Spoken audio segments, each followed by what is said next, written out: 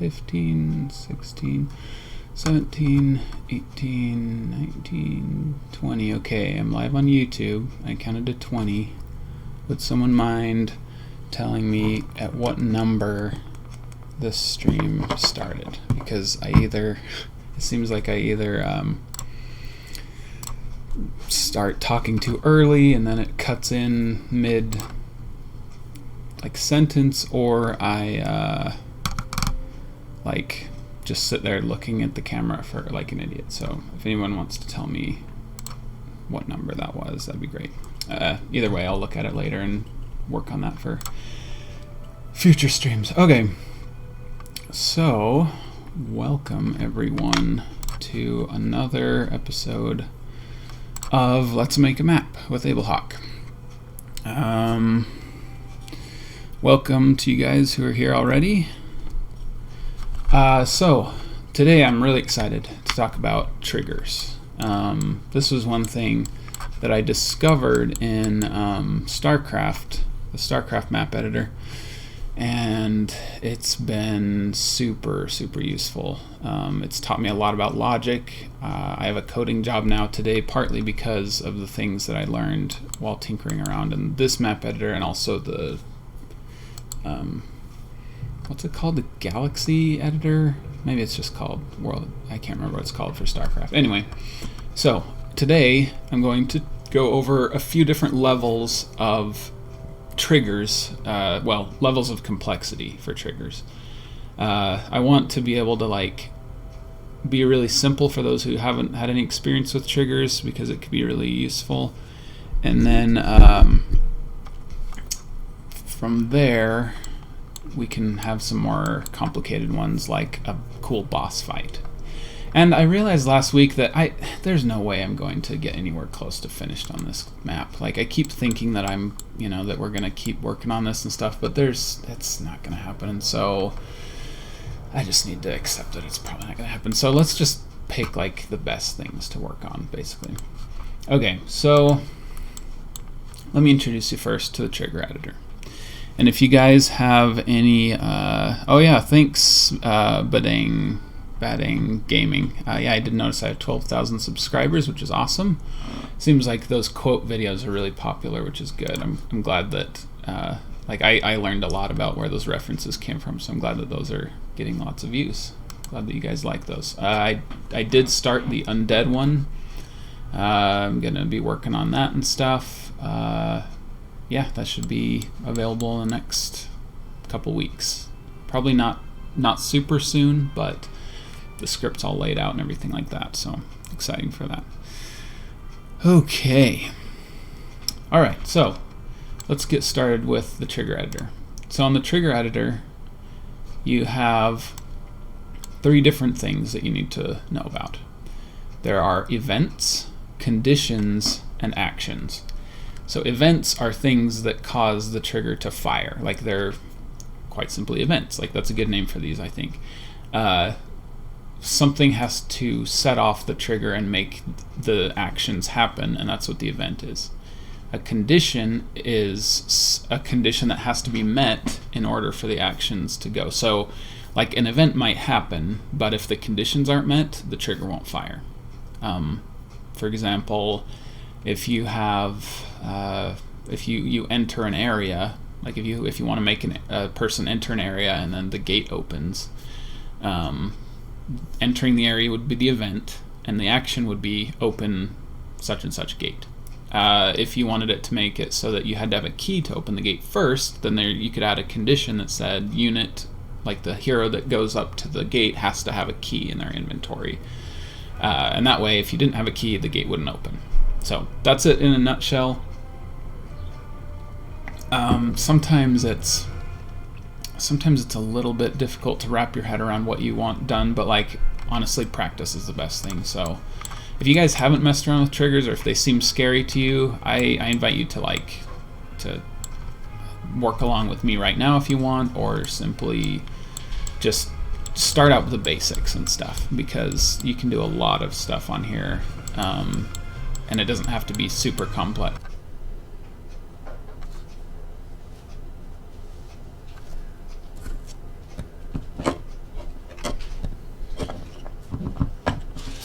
Okay, I'm back.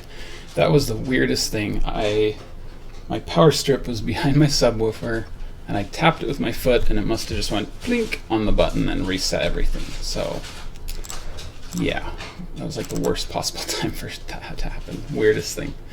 Okay, well, luckily we're still going. So, yeah, let me just get back into the world editor. And I will just get started back up here. In fact, why don't you guys just listen to this music while you wait.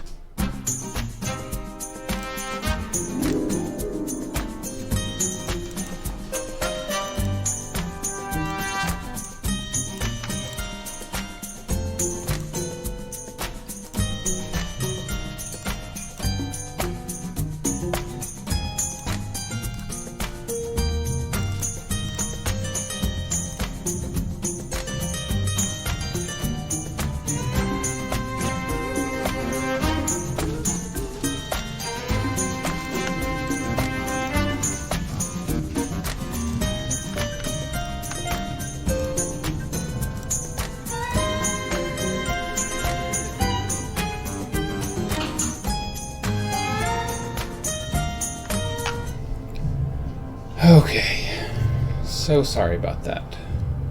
Let's get started for real.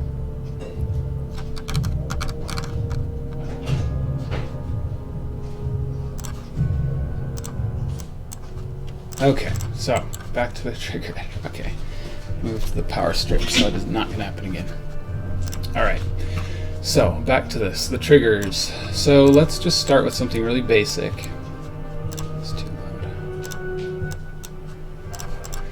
Okay, so why don't we have, I think it'll be pretty simple if we just have it so that the gate opens up in the daytime, and then,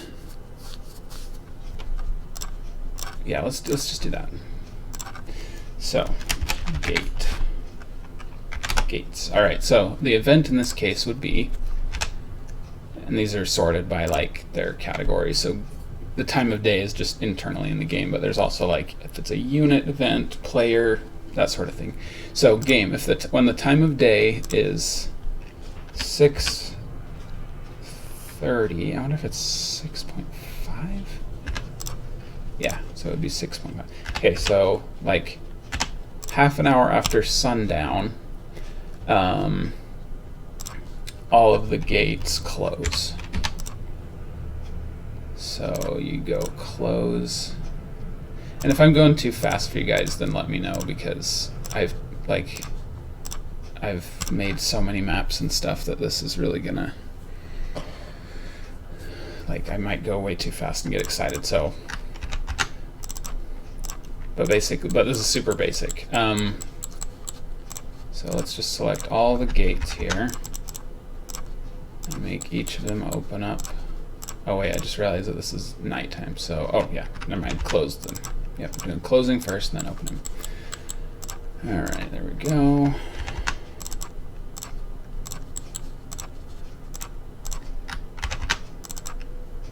So again, these actions will all just, did I do that one already? 3, 5, 20. Okay, I think that's all of them. 1, 2, 3, 4, 5, 6, 7. 1, 2, 3, 4, 5, 6. Am I missing one? Whatever, we'll find out in the game later. All right, so the okay, so there doesn't need to be any conditions for this or anything. Every time that it becomes 6:30 at night, all the gates will close. So if Dante, our hero, is out questing or something, then he'll get locked out, basically, if that happens. So actually, let's name it close. And then I'm just going to copy this trigger because it's very similar. Although now that I think about it, I'm going to have to change every single one anyway.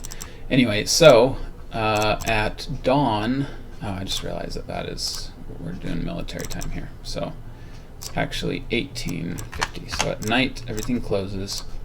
And in the morning, 6 o'clock, everything opens. So I'm just going to change each of these to open. And it's just super simple.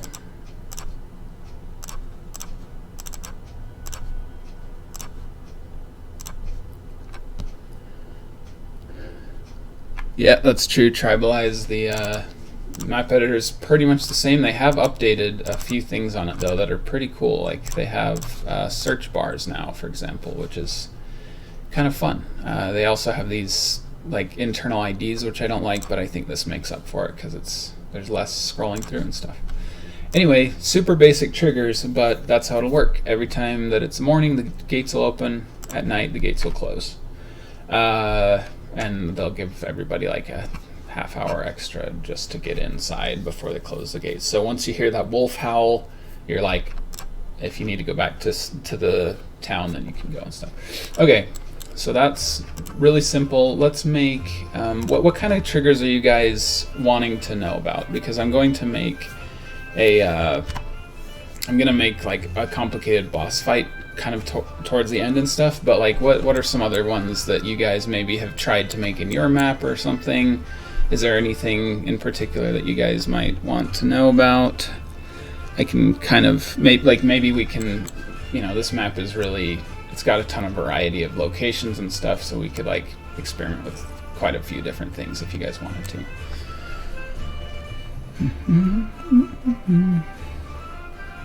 Quests, that's a great idea. Let's do quests. So let's just start by adding a quest. Oh yeah, map initialization is just where you want to start everything like that's going to be set up before the game, like right when you start the game. So let's create some quests here. Let's create a required quest. And we didn't really think much about the story about this, but who cares? Basically, you need to destroy all the bosses that are causing mayhem in the world, and then they'll open the gates to the hellish area, and then you can go fight the demon. So let's just call this like, I don't know, the Demon King or something like that. So you just have a title for the quest, and then you have a description. I'm not going to spend much time on this. Obviously, this is not that important, but the Demon King seeks to destroy all life. Destroy his minions, and the path will open. Honestly, we should probably have, well, never mind. I'm overthinking it. It's not a big deal. I mentioned in one of my videos that ambush, do you remember ambush with like the shadow meld has always been the default icon? Yeah, it's right there. So it's kind of funny that is, that was whenever you open a new quest, especially in the Reign of Chaos editor, that was the quest icon, the only one that was available at the time. And at the time you couldn't just scroll through and look at all these different icons, like you had to know the path, and it was kind of frustrating. Anyway, so for this one, I can't remember who's the Demon King again that we put for the boss. I think he's like Kill Jaden or something. Yeah. So for that, let's just make the icon be like his face. Pretty sure he has an icon. Oh, that's weird. This doesn't have a search bar. Alright. Oh, that's a shame, Beardies. None of my maps have been corrupted, so yeah, I hope that they don't become corrupted, but that's always a real shame when that happens. Okay, so there's Kill Jaden's icon. That works perfect for the Demon King. So you create the quest, and then you enable the quest. Let's see, actually, I haven't done an official quest for a while, so let me see here. Does it start out as undiscovered, I wonder? You can always change the description, change the title. Oh, a defeat condition, that's interesting. Huh, I think that's new because, interesting, I'll have to play around with that a little bit. Change the feature. Okay, so let's just see what happens. Like, just with that, let's see what happens first. So let's go in. I really hope that the Warcraft 3 opens and stuff, because we had a little bit of problems with that last time, but I tested and we'll see if it works.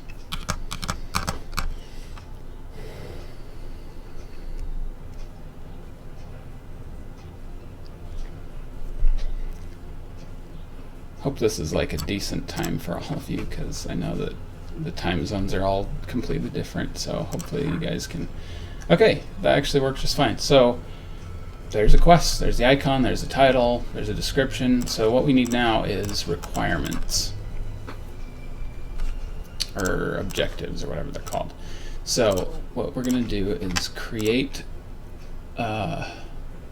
objectives, requirements, yeah, that's what they're called. Okay, so create a quest requirement for last created quest, which is the Demon King, and this one is, okay, Sand Sting the Scorpion is the boss that I'm going to talk about. So we'll say defeat Sand Sting,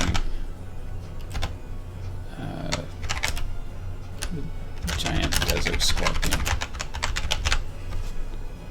So that's one of the requirements. Now here's something that's really, really important for you guys to learn: variables. So we need to create a variable so that later on in a different trigger we can know which requirement that is. Like when you kill Sand Sting, we need to know, okay, which requirement did that fulfill. So, oh man, is it black again? Ugh. I can't believe this. It was working totally fine. I did like a couple of test things. All right.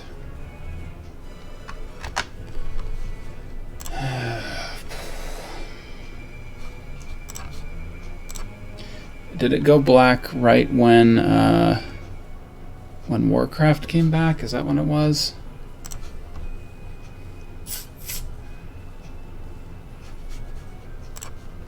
Okay, this might be jarring, but I'm going to switch through my scenes real quick, so it might look kind of weird. Oh, reset, reset. Okay, there it goes. Hopefully it'll stay that way, but I don't know.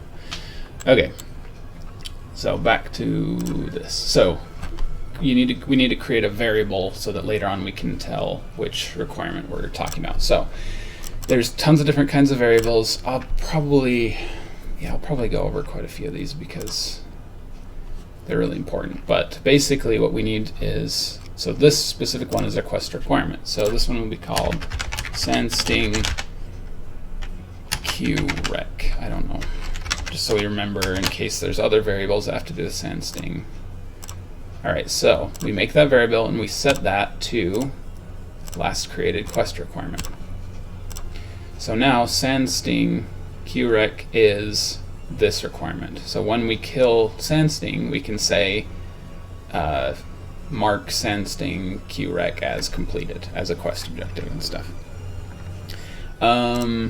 And we can create other ones, obviously, like if this were a full map we would, like we'd say, what are the other boss names that we came up with?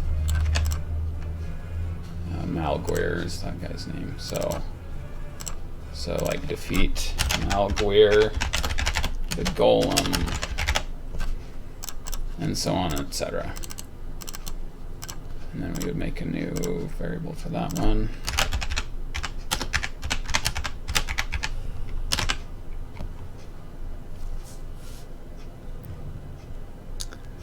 Okay. Yes, Prince Janus, I love Minecraft and I love Terraria, and yeah, those are some fun games. Although I haven't played Terraria for a while and I'm waiting until they update later this year, because that's going to be exciting.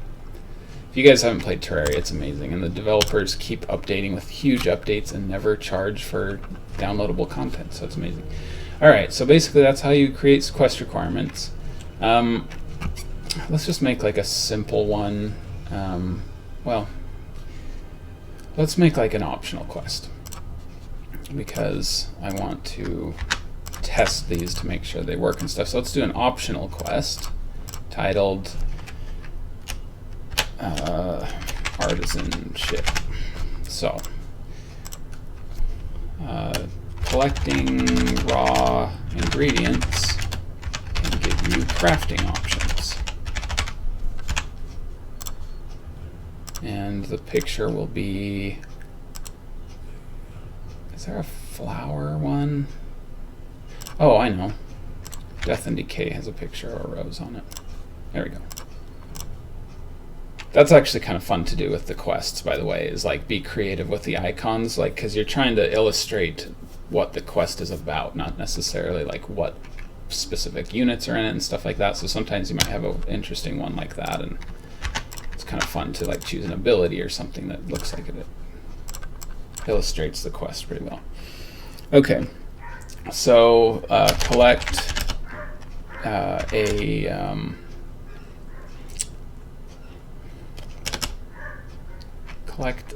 we'll just start with one for now. Collect a, what's the name of a fantasy flower? Let's just keep it with World of Warcraft, Mage Royal. Let's collect a Mage Royal. We'll make a variable for that.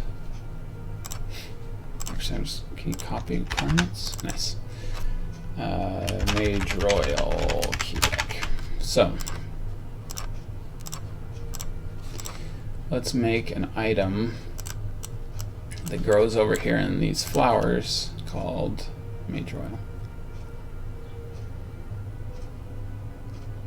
Do I have the PC version or the CD? So I used to have the CD, but when Warcraft 3 Reforged was announced, I immediately pre-ordered it, and that comes with a copy of Warcraft 3. So now I just play through the Blizzard. Well, they don't really use the Blizzard client, but basically I just sign in with my Blizzard account, and now I can play Warcraft 3. So I don't have to worry about the stupid like entering in the CD key and all that stuff. So yeah, that's how I get Warcraft.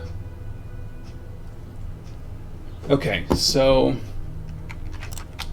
let's just make Mage Royal a power-up, meaning I don't want it to be in Dante's inventory necessarily. I just want it to be it like disappear as soon as he picks it up, and then we'll just mark it in our triggers that he has it. So item, or no, let's see, let's make it that flower, death and decay, perfect.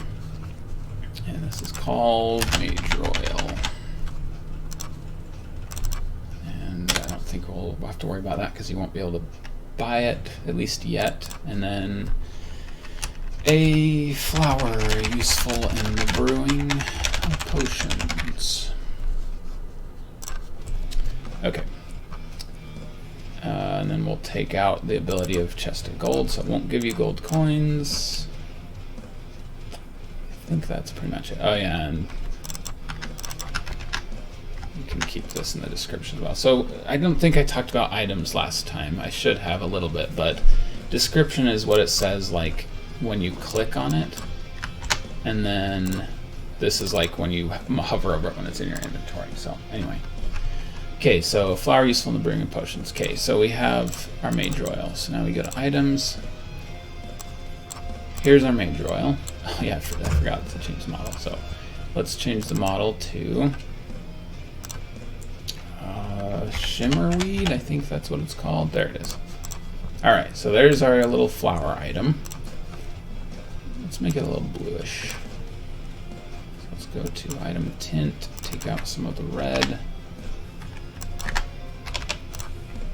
It looks too green, so we'll take out some green. And that looks stupid, so let's take out more red. Ugh, making it worse. Forget it. Okay, so that's our Mage Royal right there. Besides, it's the same color as the roses, so it's fine. Okay, so now we'll make it so that. Oops. Oh wow, you can make subfolders. That might be new as well. And there's variables right there. Yeah, I'm learning new things because they've updated the map editor. Okay, so let's make a new one called quests, or quest progress. Let's make a new trigger, and this event will be hero-based because it's whenever Dante picks up an item. So I think, let's see here.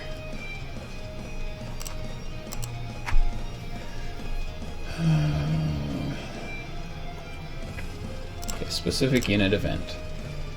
So we want Dante to be the unit that picks it up. So when Dante acquires an item. Okay, so that's the trigger.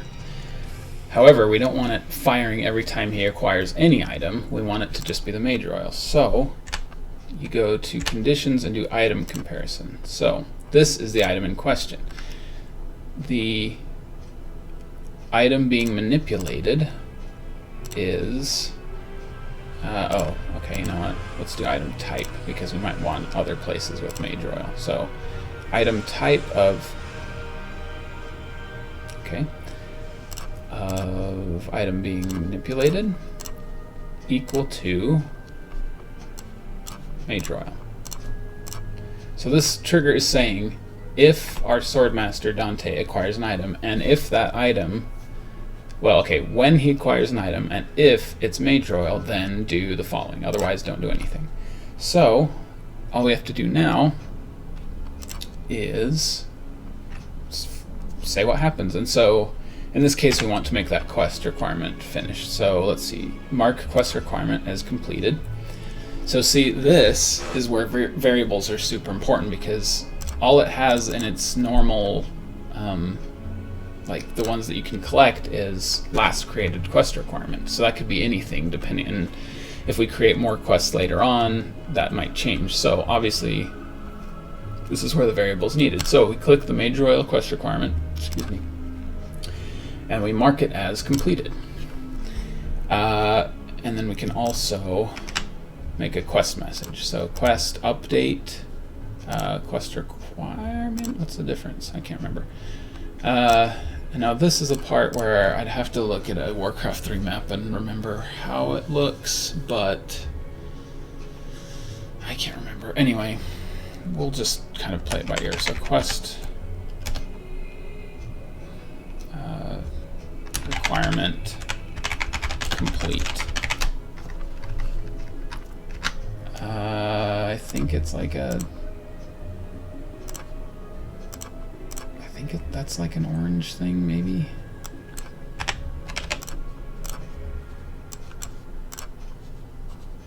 And then after that, we'll put collect a mage oil. All right, I think that's how it works. So let's go ahead and move him just like out here, because I don't want to have to keep moving around to do all these quests and stuff. Okay, so let's see how that works. And I really hope that this screen doesn't go black, so we'll see.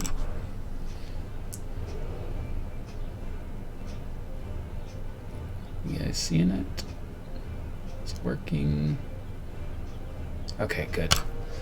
Alright, so here we are. And here are our quests. The Demon King, it's got those requirements. And here's Artisanship, we got that one. So, if we pick up this mage oil, there we go, collect a mage oil. It is done, and if we look up here, okay, that didn't work. So we're missing something. Did I forget to set that as the name of the... Let's put that under initialization. Okay, let me see here. Ah! I saved it as malware. So let's change that to mage oil. And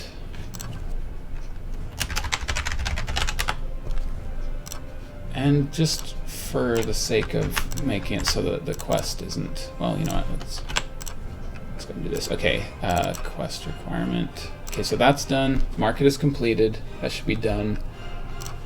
We should also flash the quest dialog button so that the player knows to check their quest, that it was updated and stuff. Okay, there we go. So now the quest is going to work. The requirement's going to be saved, and then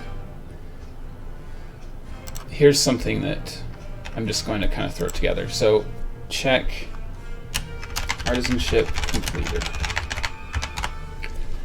So suppose that on Artisanship we have collect a mage oil, collect some mithril ore, collect, you know, like collect one of each of these crafting ingredients, just to like help the player understand like what ingredients are useful for crafting. After each one, like they might not do it in order, and so what we want to do is make sure that if all the requirements are done, then it'll mark the quest as completed instead of just like all the requirements done. So what we're going to do is we're going to make a trigger without events, but it will have conditions. So we will say, okay, this is where I'm going to need to make more variables. So I hope this doesn't get too complicated. So I don't know how much you guys know about coding, but Boolean is simply a true or false variable. Something's true, something's false, and so you can check whether something is done. So in this case, Major Oil done.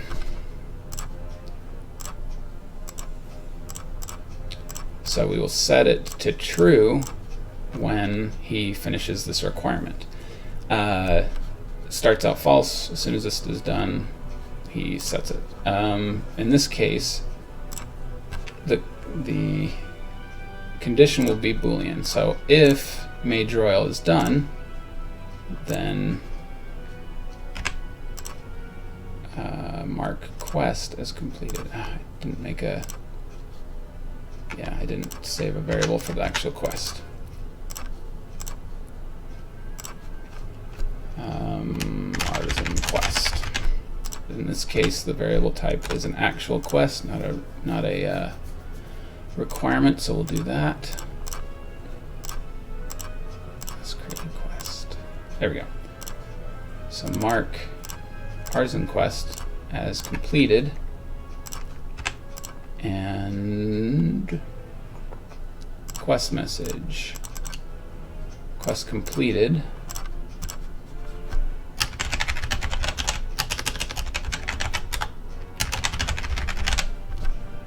That's more or less how they make it look on the campaign maps. So in this case, we could have all of the conditions for artisanship. We could have Major Oil done is true, mithril ore is true. We could have all the conditions there, and with each of these quest requirement things, we would just run that trigger. Run checking conditions.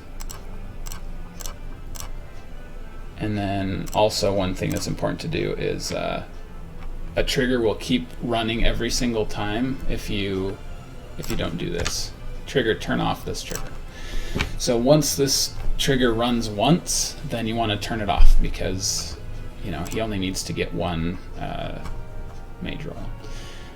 There's actually kind of a funny example of that in the campaign with David Freed, who made I think it's the second level of the Undead campaign. It's digging up the dead. If you go to the Pandaren relaxation area, it fires and says Pandaren relaxation area discovered or whatever. And you can actually keep going back and forth, and it'll keep firing because David forgot to turn off the trigger, and by the time he realized it, it was too late to they had to send it to QA and stuff to publish the map in the game. So it's kind of a funny artifact of a bug that's still in there. Okay. I've not seen Life Meets Family yet. I'll have to check that out though. That sounds interesting. All right. So, in fact, let's change this to artisanship. Oh, okay, artisanship Major. So let's just try this out real quick. Let's see how this works. Hopefully my logic is sound. And if not, happens all the time. Big part of map design is just like figuring out what made it go wrong and whatnot. Okay, so here's a quest, artisanship, collect a Major Oil. And then when you pick it up, look at that, it's completed. So, yeah. So obviously that's a stupid quest if that's like one thing or whatever, but that's how it works. One other thing, and I hope I don't go off on too many tangents, but one thing we will want to know is, okay, I'm not going to make this complicated, but I would make it so that whenever you pick up a major oil, if we are going to do it internally, we would have a variable called number of major oils or something, and it would increment up by 1 each time Dante picked one up. And in this case, I would probably want it to be this one because it's the same event and condition, and then I could set, you know what, let's just do that. So let's make a new variable called number of major oils. Oop, thank you, autosave. And this one is an integer. It's just a number. Starts out at 0, and we say number of major oils, arithmetic, number of major oils plus 1. So in this case, every time he picks one up, this internal counter will go up by 1. So he doesn't have to keep them in his inventory. It's just like a thing on the game. And if we have time towards the end, I might try to make like a leaderboard, like, you know how it has a little box up in the corner that says how many, you know, just kind of some information that they have on some of the quests. We could do that, but I haven't done that for a while, so I'm not really confident in that yet. Okay, so for now, we want to set it to +1 major oil, and then we're going to do an if statement. So an if statement is a trigger within a trigger, basically. So it gets to this point, and if major oil done is not done yet, then we do all of this. Otherwise, just do nothing. So basically what happens is, when he picks up a major oil, it adds +1 to his number of major oils that he has. And then if he hasn't done it before, if it's his first time picking one up, it'll do all that quest stuff, and it'll be done. Alright, so hopefully that makes sense to you guys, and I'll show you also as well what you can do on this.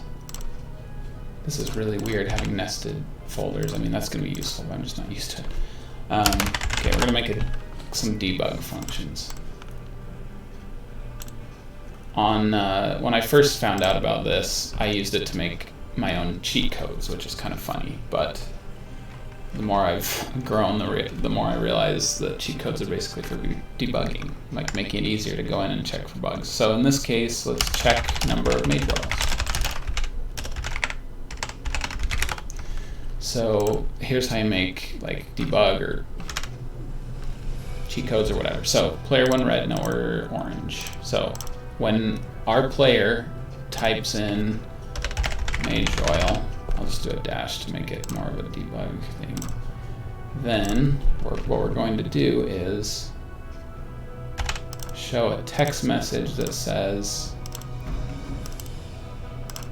different strings. So we're going to say you have blank, and this one is going to be convert integer to string, and the integer of course is number of major oils. Major oils.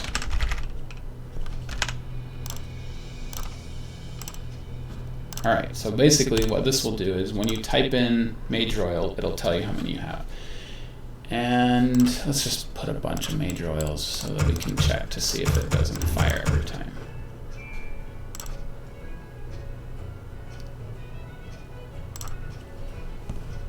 Oh, is my voice echoey? Ugh, I'm sorry. I'll try something in a second to see if I can fix that. Sorry, I do not have very good recording equipment. I'm just like in my living room with like no good lighting either, so I'm sorry about that. I'll see if I can check in a second. Alright, so if you pick up one major oil, you complete the quest.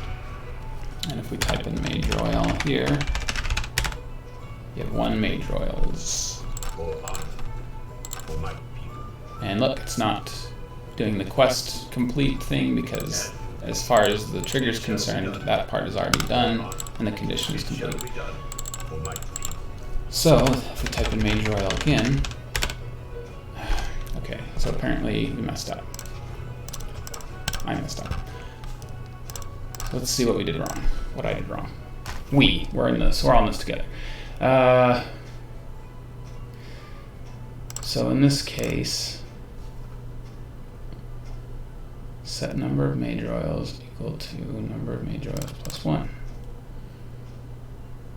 I wonder why this isn't working. This should be happening every time.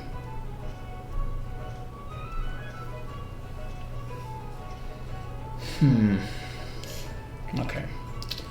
Let's just tuck this out here. So when Dante gets an item and it's a major oil, then the major oil number goes up by 1. Because the number of major oils first starts out as 0, so it's 0 plus 1. Next time it's 1 plus 1. I wonder why this isn't working.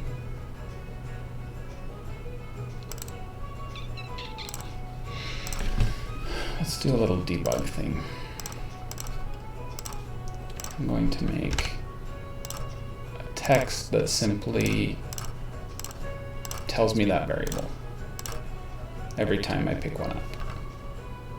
Oh, I know what it was. Turn off this trigger. We do not want to turn off the trigger because this needs to fire every time. Okay, fixed it. So basically now it's going to count the number of major oils.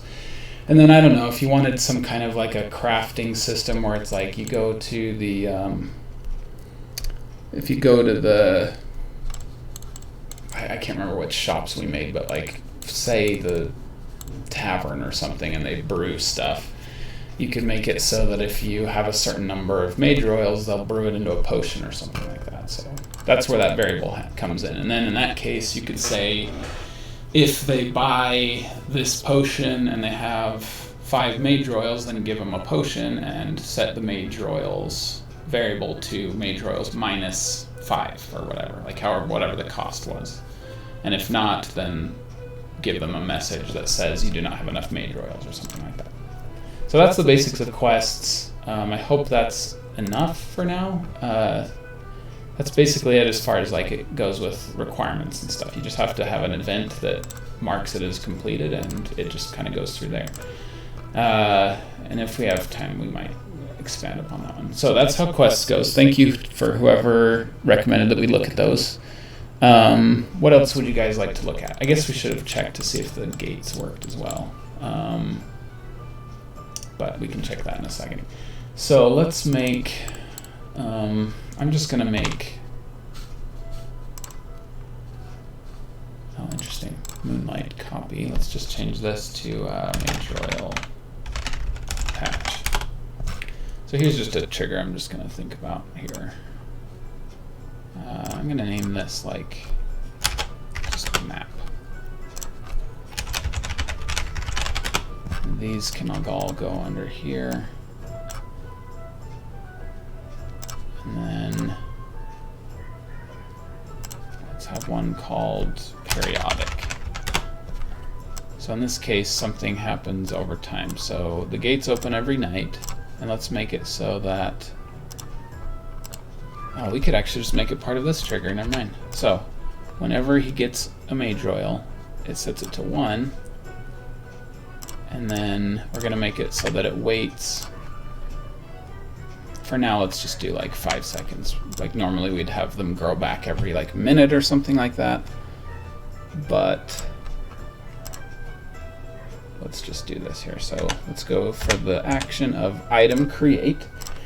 Let's create a new major oil at a random point in major oil patch. So basically every time that he picks one up, a certain time later it'll spawn another one so that they'll grow back over time. Obviously want it to be a long time so that you don't just camp out and get unlimited, but that can be one that we can check as well. We could also do that with like enemies. Like if he kills an enemy, we could have it respawn a minute later or something like that if we wanted. Honestly, you can do so much on triggers. If there's, like I said, if there's anything that you guys want me to show you, let me know. I'm just going to kind of go through whatever sounds fun on this map, but yeah, by all means, if you have an idea of something like that you've wanted to do in a map or something, we can definitely figure it out together. Okay, so that's how that works. I'm just going to go through, like, if you guys have any ideas, please let me know, but for now, I'm just going to go through and let's take a look at some of the events. You can make things happen right when the map starts. You can make it so if a destructible dies, then something happens. Like if somebody breaks a gate, something could happen. The time of day, we've looked at that. When you load a game, when you save a game. Oh, I don't know if you guys remember classic WoW, or I guess it's coming back now, but on classic World of Warcraft, warlocks had items called soul stones, and they, as well as other conjured items, like I think like conjured food and stuff that mages had, they disappeared when you logged out for a certain amount of time or something like that. So it's kind of funny, on one of my maps I made it so that when the player loads a game, it deletes, like it removes all their conjured items from their inventory. So that was kind of fun. Hero abilities button click. Some of these I don't really know why you would want to have them as an event. Like the hero abilities button is that like plus sign that you click and pick a hero ability, but I don't know what that would, what you would want that to trigger. But I don't know, maybe in a tutorial video. But build structure button clicked. I don't know what tournament event is. I think Blizzard just used that. Chat messages for cheat codes or whatever we were talking about earlier. Cinematic skipped is one I use a lot for debugging, especially when I'm making Easter egg videos. Basically, cinematic skipped is if the player presses the escape key. And the reason the way they have that set up is, obviously, if they have a cinematic going on in one of the campaigns, and you press escape, then it fades out and stops the cinematic, so you don't have to watch the whole thing. Selection event, when you click on a unit, there's a keyboard event. Unfortunately, all you can do is the arrow keys, which I think is dumb. I hope Blizzard updates this to have more keys, because then you could have like a game where you play, like not a top-down shooter or anything, but you could move stuff with the arrow keys and do abilities or something like that. So as for now, it's pretty much just the arrow keys and the escape button. But all right, mouse event, when you click down. I think that's a new one. Mouse move, interesting.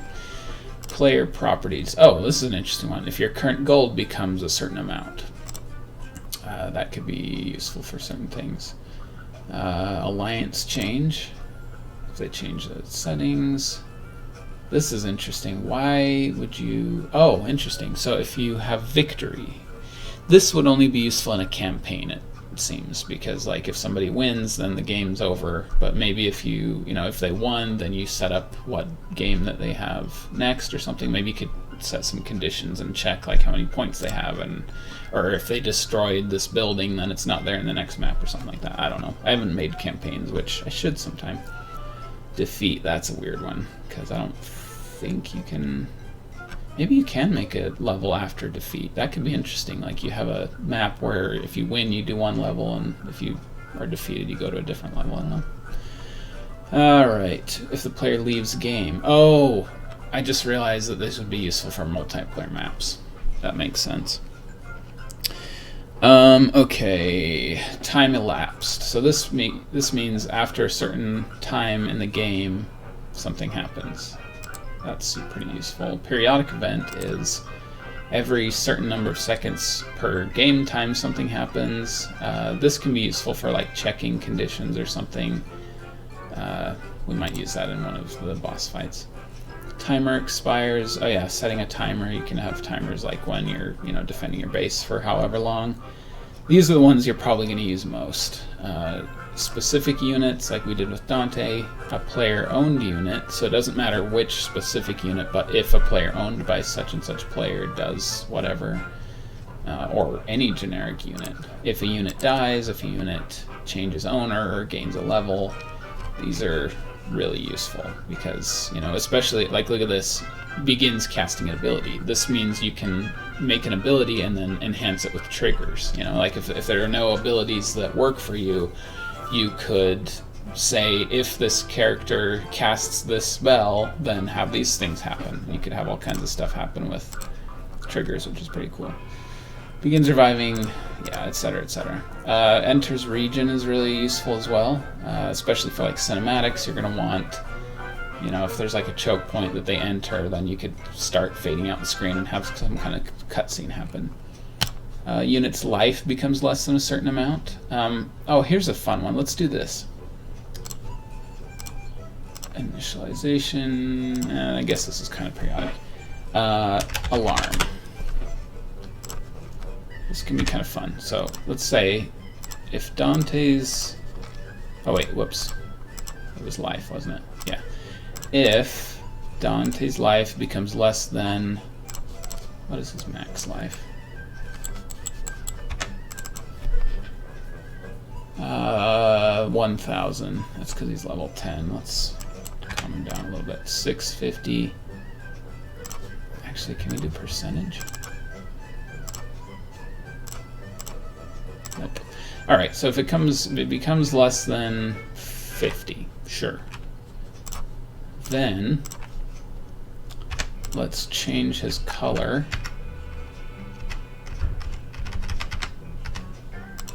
Where's animation? Okay. Change Dante's coloring to, and that's red, green, and blue, so we'll make him like slightly red when he's wounded. So when it becomes less than 50, he turns red. I mean, you could even have like a looping, like on Zelda, the looping like alarm sound when you only have a few hearts left. Super annoying, but you could do it here if you wanted. You could have it just start playing over and over again until it gets healed back up. So that can be called like alarm on. And oh, here's another thing that I'll look at in probably my next stream. I'm going to look at cinematics, but you can do fade filters. So I'm going to fade out with texture dream. There's a bunch of different textures. Like there's the whole screen, there's horizontal wipes and stuff. The dream is just like the edges of the screen, and we'll have it be red around the screen with 50% transparency. We'll see how that looks. You're right, Nathalathic. You could use arithmetic to kind of do percentages of life and stuff. There's a lot of like this. I mean, if you look at the campaign, obviously it's really complex and there's a lot of cool stuff on there. You can make things as complicated as you want. You could dig deep and do a lot of cool stuff. So you fade out with that dream thing, and now if his life becomes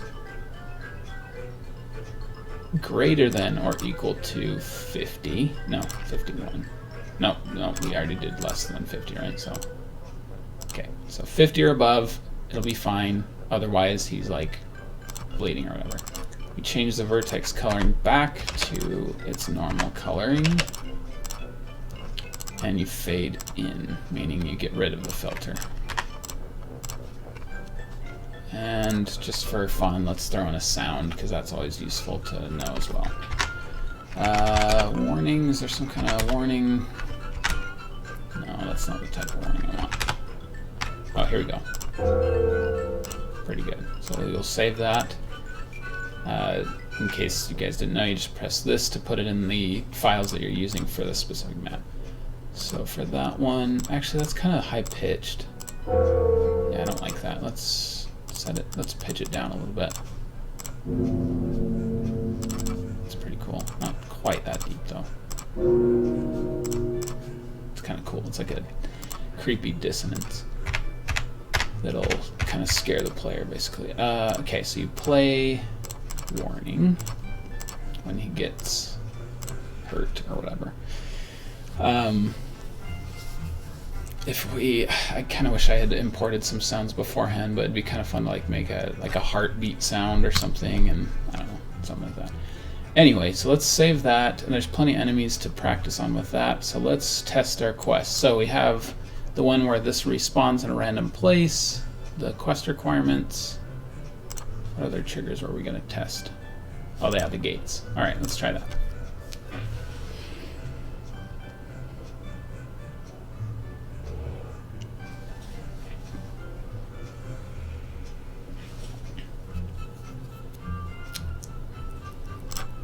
Alright. So, let's see if this works. Pick up a Major Oil. Actually, oh look, there one grew. Let's see if it runs a lot at the same time. Oh, look.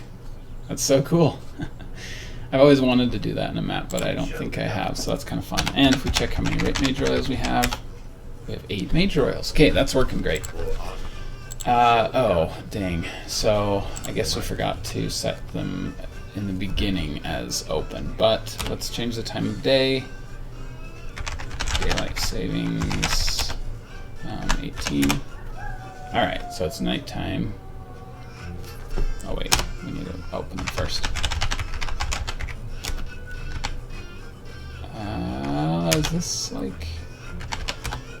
Oh, it does work like that, cool. Alright, so, oh, nope, it doesn't. Okay, so...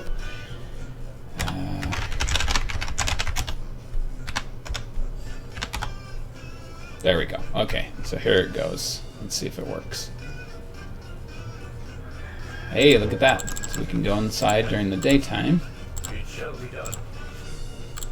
Oh yeah, I got some new abilities for Dante, by the way, so this one's called Flash. It's basically blink, but it's like a little light effect instead. Alright, here we go. Let's go get Dante killed right now, but for now...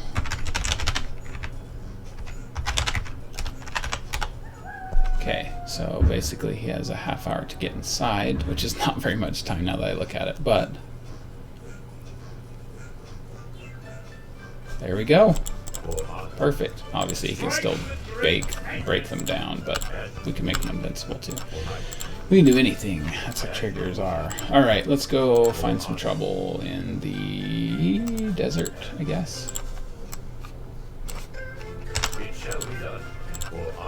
So yeah, while we're traveling there, the abilities I chose are Searing Blade, Flame Shield. Searing Blade we looked at last time. It's basically Acid Bomb modified. And then Flame Shield is basically Immolation, but I changed the graphics, so I'll just kind of show you how it works. Oh, we should have made a death trigger for him, like what happens when Dante dies. I just realized that.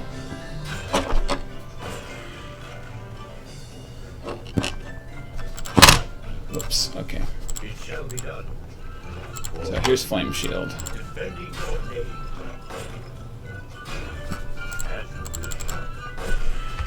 Turn it off. Alright.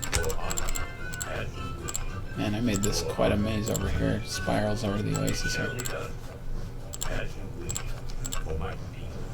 Alright, cool. Kill me. Give me down to 50 health. Oh yeah, I forgot that we gave him a fireball attack for air units. This guy's really cool. I would love to make a map of this. Okay, here we go. Let's see if it works once he gets down to 50. Oh yeah, look at that. Everything got red. Oh, I hate how he doesn't have a death animation. Well, anyway, as you can see, it's stuck on that because there's no way for it to turn off, but it works. And I actually like the look of that. The transparency is good. Yeah. However, 50 health is not very good because you die pretty fast when you get to that point. So I think we should change it to... let's try the percentage thing. So what you can do is arithmetic, and we look up the life of the current life of...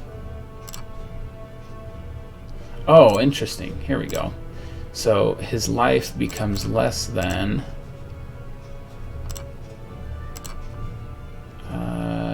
no, that's not going to work.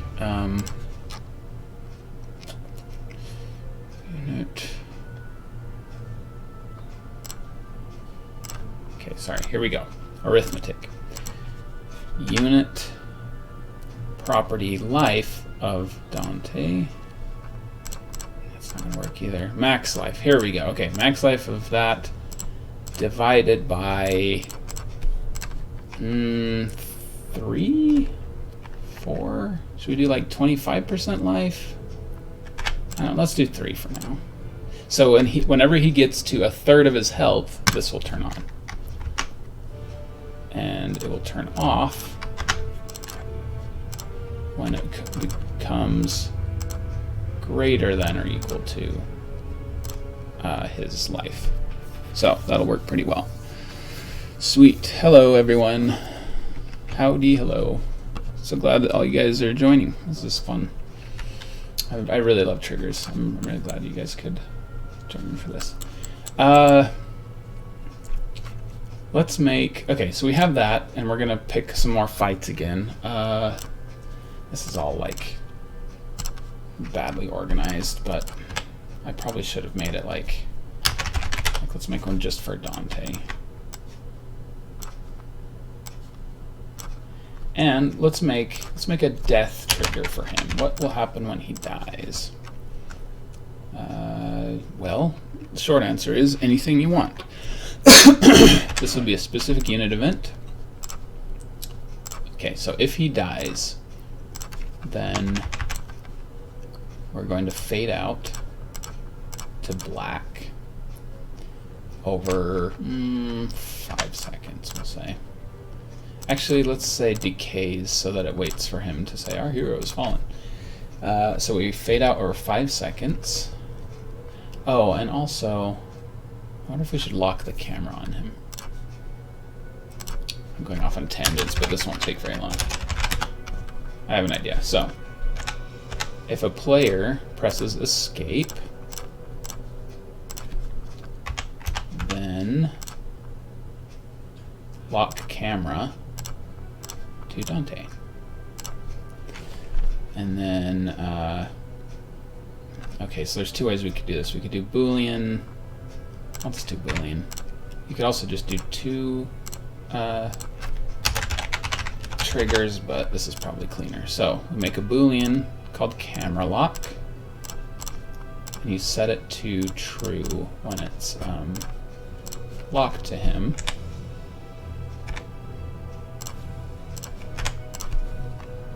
So we say if it's not locked, then lock it to him and set it to true. If it is false, then lock it. If it's not false, wait, so if it's true, yeah, then turn it off. Is there unlock camera? I think it might just be reset game camera. No? Yeah, so we'll just say reset. And then we set it to false. Okay, cool. What were we talking about? Okay, death. So we fade out over 5 seconds. And then we wait 5 seconds. Okay, here's another thing that we'll talk about more with cinematics, but there's a palette called the camera palette. And we'll go to this point. So once the screen's completely black, we will apply that camera. And we'll fade in over just a couple seconds. Wait 1 second. Sorry if I'm going fast, like this is just all kind of intuitive. You can obviously like tinker it with it as much as you want, but then let's have, oh, I do not know what a hash table is, and that is clogging up the thing. Okay, revive Dante at center of, let's make a region like right here. Actually, ooh, I have an idea. This is gonna be cool. Let's have him respawn at the church. That'd be kind of fun. It's there, so we might as well have a use for it. So he will revive at res. Oh, that means we need to move the camera too, don't we?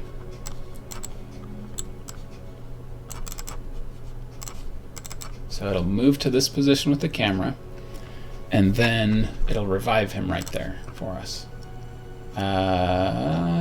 Yeah, so that's how it'll work when he dies. You could even make like penalties when he dies. You could make it so that he loses all his... Oh, I know. This is... Sorry, I'm getting way excited with this because I love triggers and I haven't done this for a while. I don't know why. I don't know. I get caught up with other things, but this is just super fun.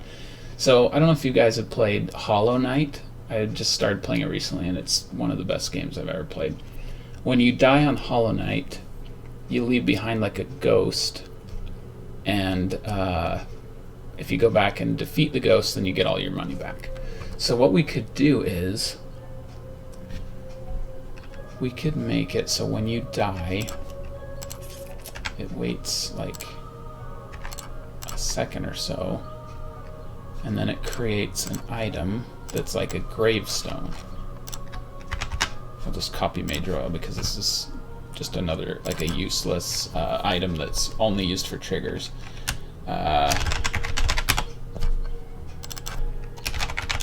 Here lies Dante, the swordsman.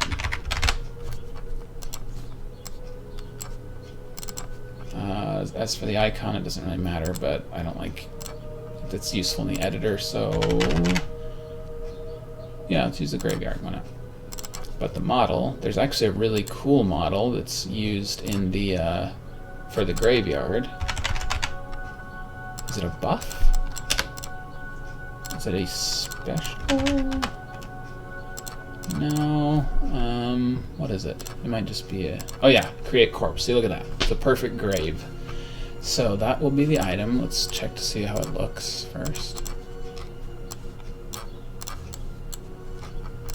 Look at that. That's perfect. We could also make it have like a little animation around it or something so that it didn't get, so that you didn't like lose it or something, but that's, I don't know. Okay, so you wait 1 second.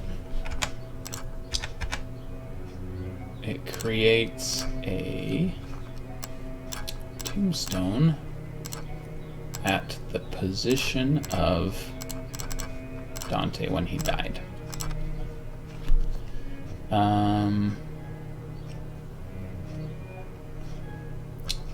Great. Actually, okay, well, I'm not sure how this is going to work, but we'll just kind of play with it as it works. So it creates the tombstone, and then you can just have it fade out at the same time. Okay, so it creates the tombstone, and let's make it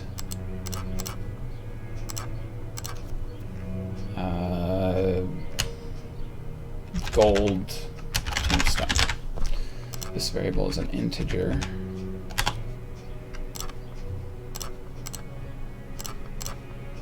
So set the gold tombstone to be player's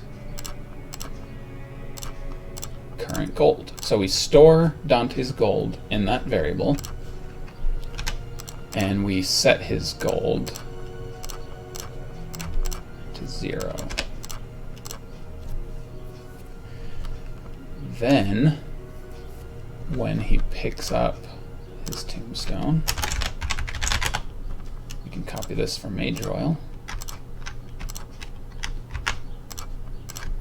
If he acquires an item, and the item is a gravestone,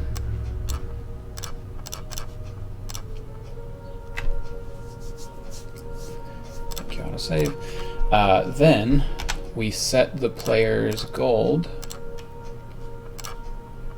to the amount in the gold tombstone. There we go. And we could like make a cool like special effect if we wanted. That's another thing that's really useful, is special effects. So you can attach to different parts. When you do a special effect, overhead is obviously like useful for quests, like that little exclamation point. You could do chest, head, left arm, left leg, right leg. Origin, which is just like right at its feet. I think those are all the places. But let's do overhead, and let's just make it like be a. I guess we could do. What's a good ability that would look like? Looks pretty good, I guess, right? I think the best one would probably be the Revive Hero graphic, but I mean, it'll already look like that when he is revived, I think. Let's do that. That's pretty sweet. I mean, you know, it's like he's back to life completely, sort of thing. And we could do other things too, like we could make him like slightly transparent until he goes back to his tombstone or something like that. That could be kind of funny. And I'm already thinking of like bugs that might happen, but if you die on your way to get the tombstone, we'd have to make a way to delete the other one. So we could say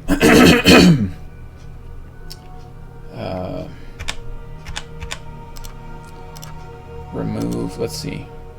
Okay, here's how we could do it. Pick every item in... Oh, wait a minute. Seriously? You can't do item type? Okay, well, I can work around that. So you pick every item in the playable map area and do...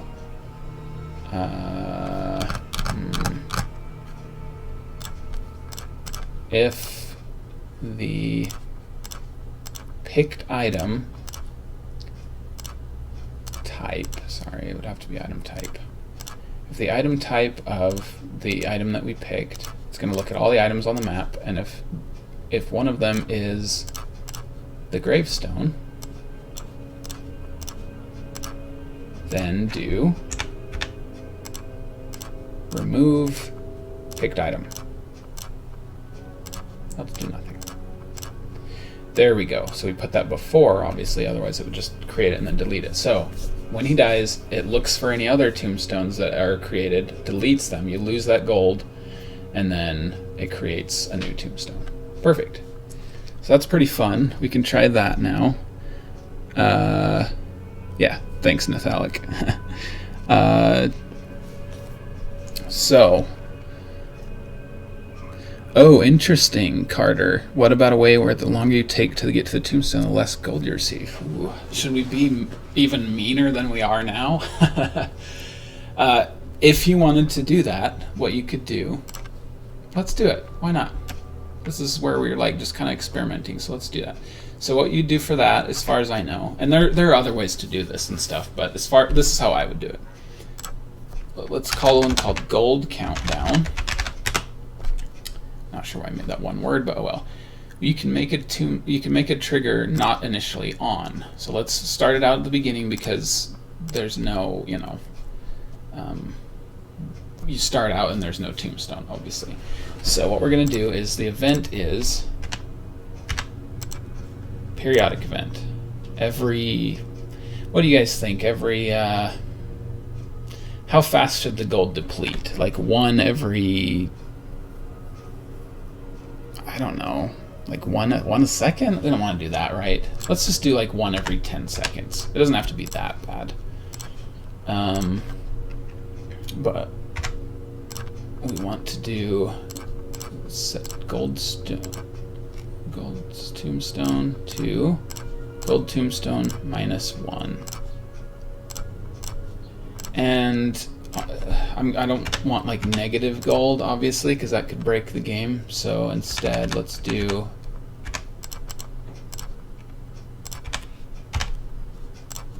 if gold tombstone is greater than 0, then do this. Otherwise, don't do anything. So that means if it's 0, then you... Or, oh, here we go. If it's greater than 0, set the gold tombstone to that. Otherwise, if it isn't greater than 0, if you run out of gold, then we want to turn this trigger off and stop, you know, decreasing the gold, and we want to kill that item because you're done. Like you're, you know, you ran out of time.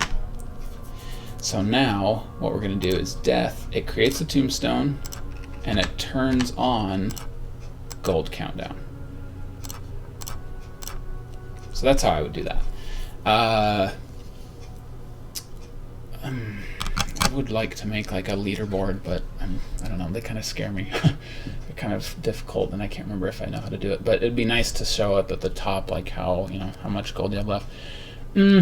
For the time, why don't we just say, why don't we just make a text message up here, and it'll only be for like half a second. Like, it's not going to be that long, and it's going to say the number of gold tombstone. Actually, no, wait a minute. It's every 10 seconds, so I don't care if it's like there for a second or so. Let's just do that. Like, that wouldn't stay in the game, but it might be kind of cool to do that as well. A countdown timer.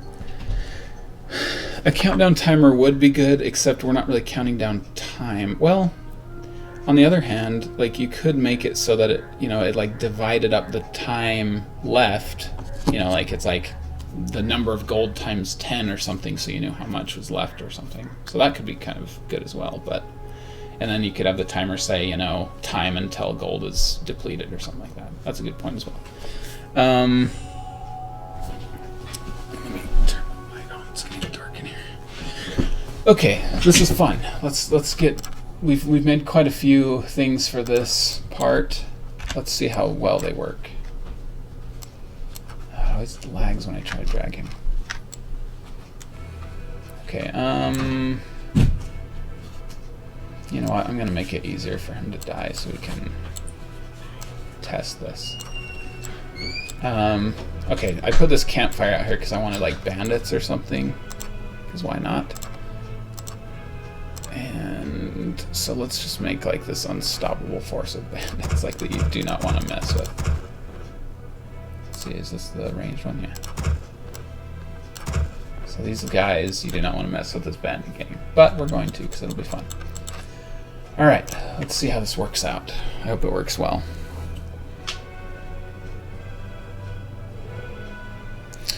If you died 59 seconds into the game, will the trigger fire at 60 seconds? 1 second after you died. We'll find out. Okay, I will. Go ahead and go pick a fight. We'll give him a fighting chance with his flame shield. Oops, okay. Oh, this is going to be hilarious. Alright.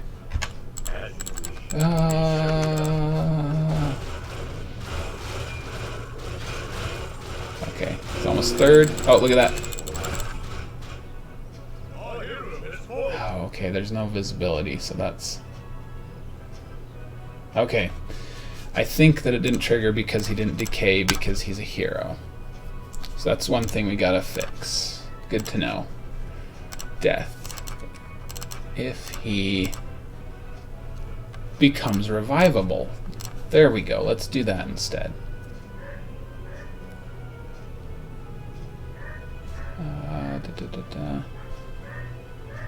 You know what? That's fine for now. Let's just try that. This is good stuff, though.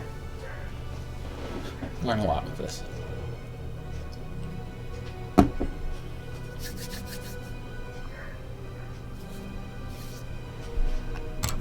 All right.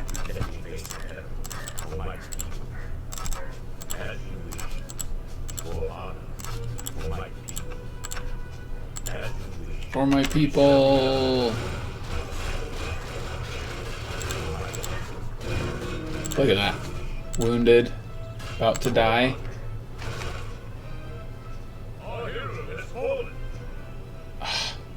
Okay, there it goes. See? We're fading out. Did not look as good as I thought. Oh, and we have no gold. Okay.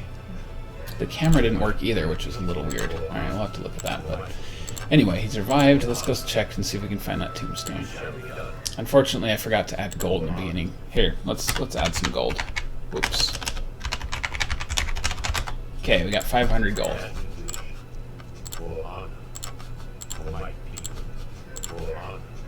Oh gosh, okay, we need to open those gates at the beginning. Oh no, it's invulnerable. Or it has like unlimited hit points. Okay. Open up. There we go. Alright. Did the tombstone work, I hope? Oh, you know what? I think it deleted the tombstone because I had no gold. So it was like nothing to lose. Okay, let's try this again.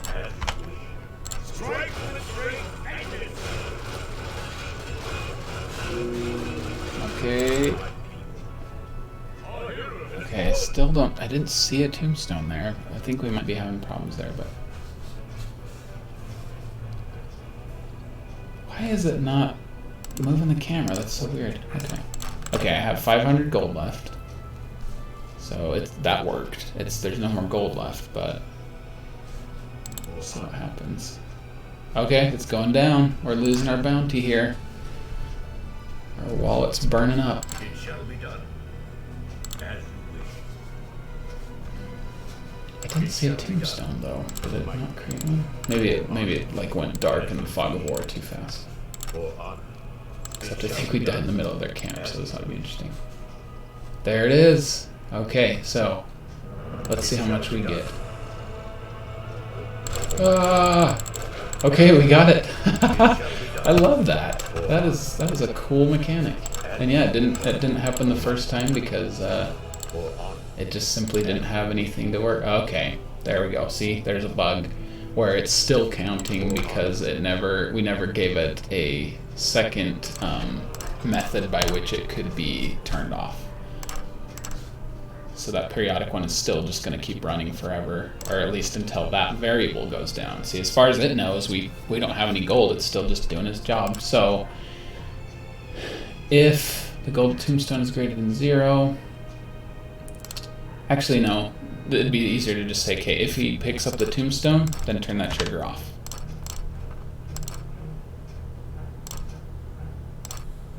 There we go. Nice. Cool, that's really fun. And then, yeah, we don't necessarily need that to show that text, but now we know it's working. That is really fun. So let me see here. You could even have a variable, like a Boolean variable that said if it's Dante's first time dying, then tell him what to do. Like, go get your tombstone to, get your gold back or something like that, and then it turns off. Like if that Boolean's off, then it doesn't say that, so that could work as well. I really like that though. You know what we could even do? Let's make a mini-map ping where the tombstone is too, so that they know where it is, like they remember where they died. I think this is cinematic. I'll just search for it. Yeah, cinematic. So ping minimap for player orange at a position of... Oh, you know what? I just found a better way that's cleaner and it doesn't make it look through the entire map. So sorry, Tomalaria. Yeah, like I'm still a beginner coder, so I'm sure that this is really not clean. But I just did think of something. So instead of picking every item, let's just create a tombstone and set it as a variable for an item. Tombstone. So you set tombstone as the last created item. And instead of looking through everything, you just say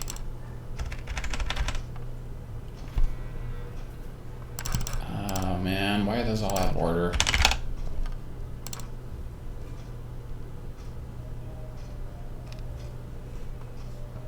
What?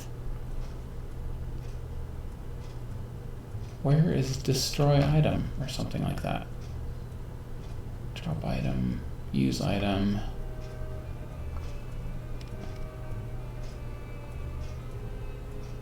Am I missing something? Set item, add item. Item remove picked item. Why is that not?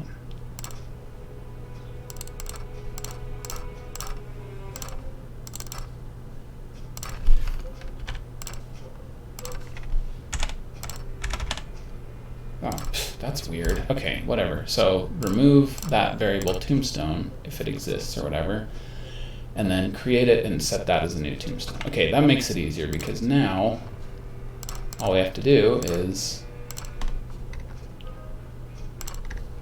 once the countdown is over or whatever, just remove tombstone. And we can say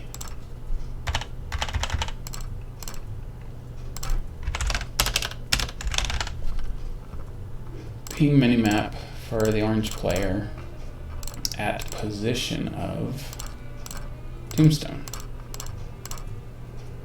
for whatever, yeah, 1 second, that's fine.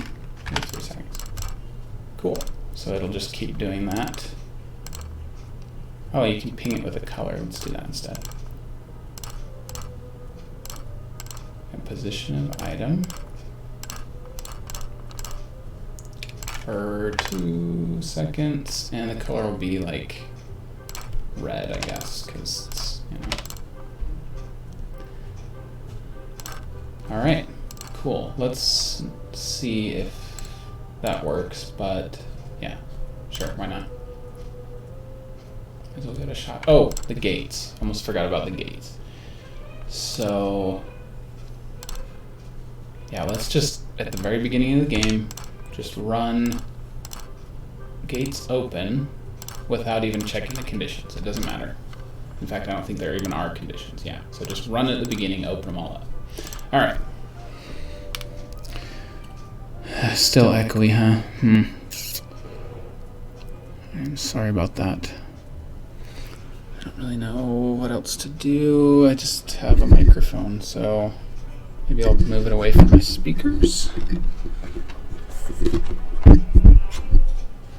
How's that? Check, check.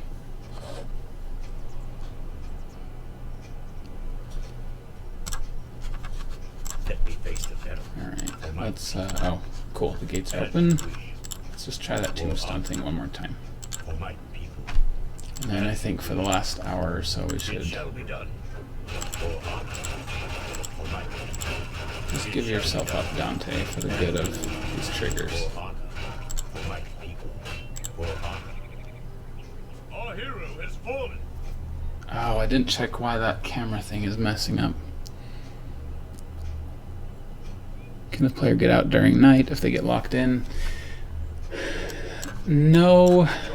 I mean, that's just kind of an arbitrary trigger. It's like, you know, you should do your business in town at night and then quest during the day or whatever. I don't know. Like, you don't need to do it like that. Like, you could make it, you could even make it so you do a quest, and after the quest is done, you, they let you in at any time or something. Like, you have a key to the city sort of thing. I don't know. But, yeah, for now, I don't know. That's just kind of the way it is with the gates. There's like a curfew. Oh, I didn't change gold. Alright, take 2.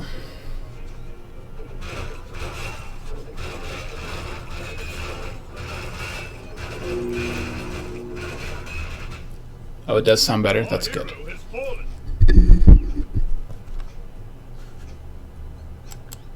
That's really annoying. I don't like that fading in thingy. Oh, I forgot to check the locking camera thing. Nope, doesn't work. I wonder if I accidentally set it to like player 1 red, because that's, oh cool, look, it's pinging on the minimap. I like that. I haven't really messed with stuff like that before, but yeah, that's really cool. It's pinging on the minimap where you need to go. It might even be good to have like it reveal the visibility around the grave, just so you can see where exactly where it is. That could be something that would be good to do as well, but we'll see. It shall be done. Okay, there it is, and cool, that worked. It shall be done. All right, so here's one more trigger I want to do, just like one fun one, and then we'll do the boss fight. So I just kind of made up some random, you know, the lore for Dante is he's some kind of fire swordsman or whatever, and then he has a pet familiar fairy dragon named Kalinae, and she has an inventory. And so I just kind of got the idea that, like, if you're out in the wilderness or something and you have too many items, if you give her items, they'll go be immediately transported to your bank. For my people, So as you let's see if we can program that real quick. I've never done this before, so I just thought shall it'd be be kind of done. fun. For honor. It shall be done. For honor. Where is the For bank? my people. For honor. I guess there's not really any items to... Oh, she died. She's probably choose a different ability that makes her just disappear in a flash or something like that, but... It shall be done. Okay, so I have this little bank thing. Oh, great, I don't even have any items to do. Oh, yeah, and I based it on the tavern, which was a mistake. What would you Anyway, so I wanted to make it so basically Kalinay's inventory is the exact same as the bank. at your call? So you can like send stuff back to the bank in the middle of the wilderness if you want to. So let's just see if we can program that real quick and then we'll do the boss fight. So first of all, I think I need to make the bank different.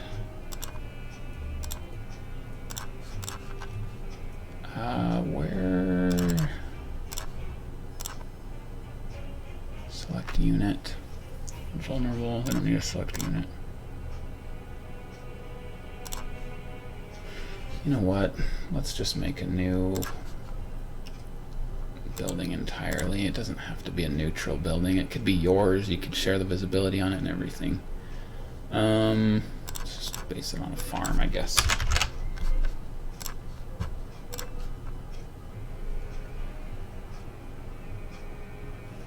An invisible wisp, save it to a variable and kill it after touching the tombstone. That's true. That's definitely one way to do it.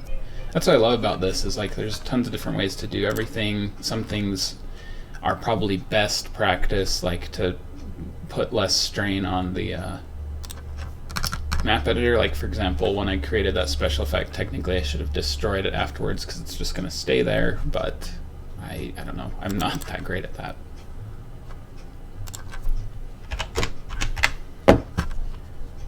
Oh, that's interesting. It came up with prison wagon when I was searching for cage. They must have some kind of meta text in there. Cool. Actually, this probably doesn't even matter because you're not even going to select it, but I want the bank to have that icon instead of the gold coins. Okay, so the model file is the wyvern cage.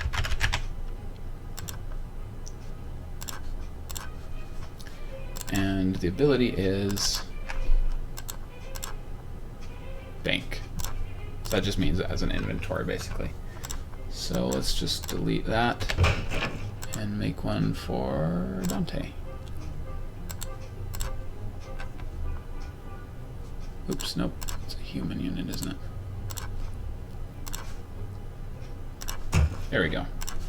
So there is his bank. And he can just go visit whenever he wants and get the items out. So let's just fix our other triggers real quick. So drops items on death, no.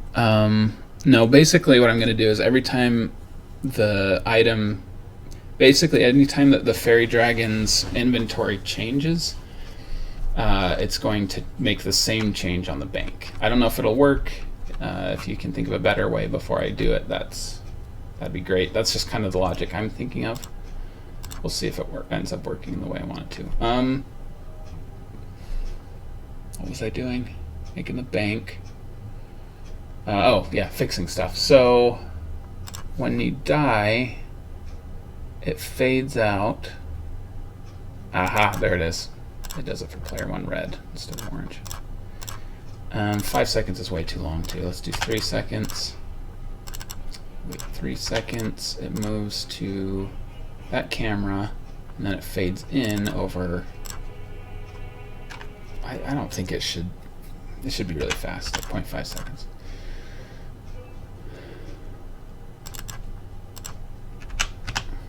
There we go. So that will work now, and then the camera lock. There it is. Yep, I did the wrong player. Usually I just do player 1 and I change the color anyway. I don't know why I didn't do that this time, but cool. Okay, so now the camera lock works. So now let's do LNA. So let's make it so whenever she is summoned,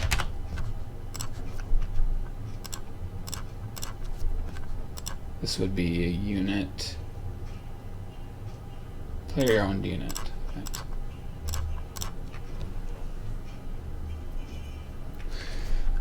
Unit by player, 6 orange, is summoned. Spawns a summoned unit. I guess we can add a condition just to make sure that it's Kalinae and he doesn't use like a, the red drake egg or something. I'm not sure like exactly what we're going to have in the game, but if he summons Kalinae, oops, my bad, unit type of summoned unit equal to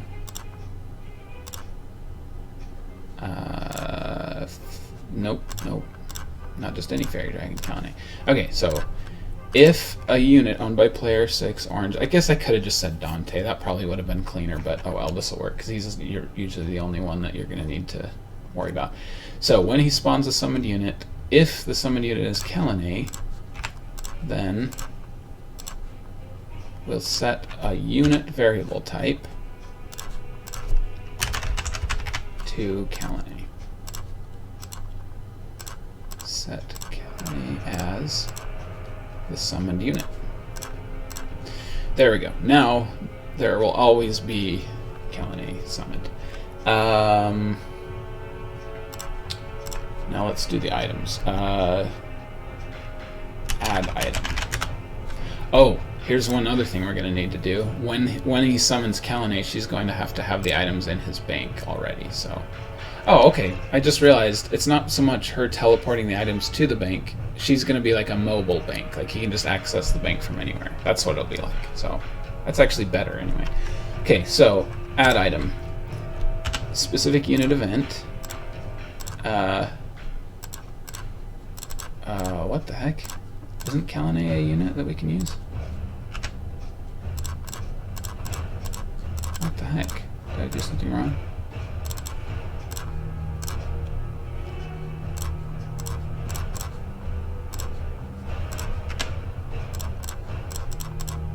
That's weird. I thought it should be in here.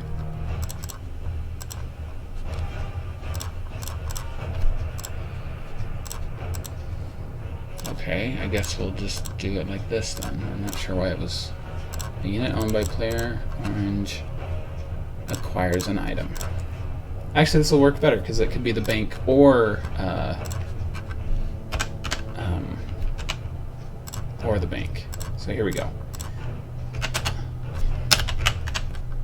So the unit comparison.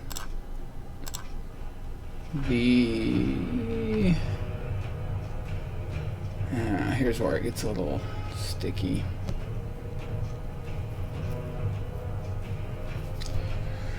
Because it's not a hero manipulating the item necessarily.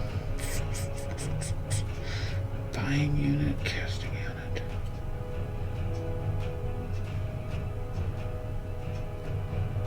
Sold unit, summoning unit.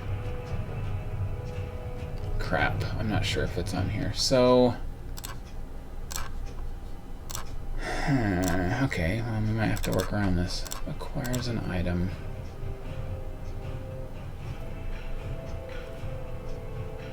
Let's just try the hero thing, even though Kalinae isn't a hero and neither is the bank. We'll try, I guess. This will be an or statement because it can be either the hero manipulating item. Well, at least we know that the item is going to be acquired. If the unit manipulating the item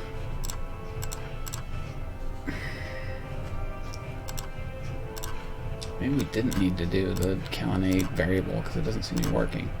If it's a Kalinae or if it's a... You can also just use triggering unit. Where is it? Yeah, triggering unit, but I think that could have some ambiguity, so it's always better to be specific. Unit type of here manipulating item equal to bank. Okay, so if it's a bank or Kalani, not Dante, then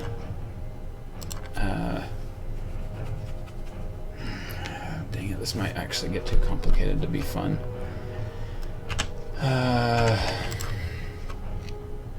Yeah, I'm not sure if I'm doing this the right way. This might be one thing that I might just want to do during the week. This is probably boring you guys. Let's have something fun. Let's do a boss battle. So, did I make a bridge here? I did. Okay, so there's a bridge there. Let's make it... Oh, well, I'm glad I saw that then, because I would have broken the game earlier. Okay.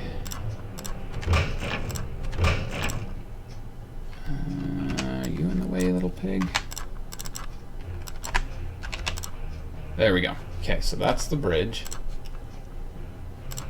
I'm just going to turn these off because they might break stuff. Alright, let's make a new folder called bosses.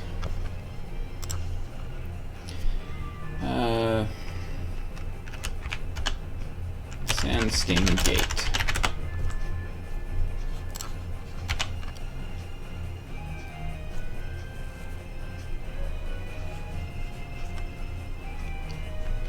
Okay, so basically, alright, this might be sloppy the way I'm doing this, but it's just kind of to save time. Basically, if all of these units, desert territory,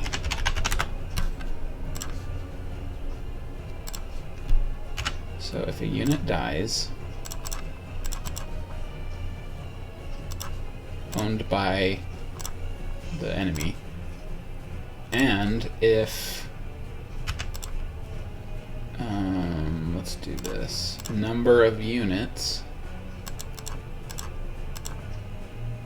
owned by, okay, number of units in the desert territory owned by player 2, if it's equal to 0. In other words, if there are no more units in the desert, enemy units in the desert, then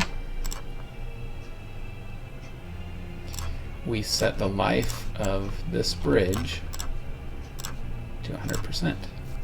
So that means if so when the last unit dies in the desert, then that bridge will get resurrected. So we'll start it out as 0.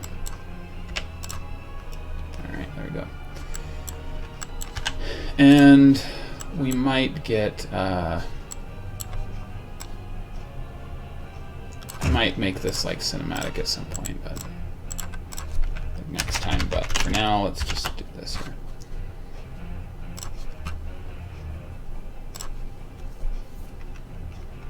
Okay, send sting initialize. So a unit enters. Let's just do Dante since it's easier. If our sword master, nope, we need to do region. Okay, unit enters Sandsting, and if that unit, the entering unit, is Dante, then what we're going to do is we're going to pull a Zelda and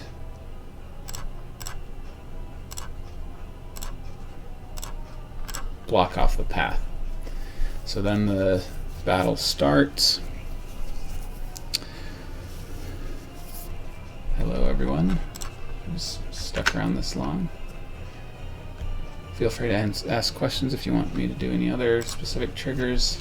What I was thinking for this boss fight, though, we'll see how well this works, is he's gonna keep fighting you, and this like wind and stuff kind of gave me the idea that he has like a cyclone ability. So when he gets like when you knock him down 25% of his health, he's gonna cast cyclone on you, go over here and burrow into the sand, use his ability, and then a bunch of little ones are going to burrow out of the sand and attack you, and once those are dead, he's going to pop out again, and you can, it's like 4 stages of attacking and stuff. So once you go in there, the bridge falls, starts playing some music. Play music. I got some cool boss music for this.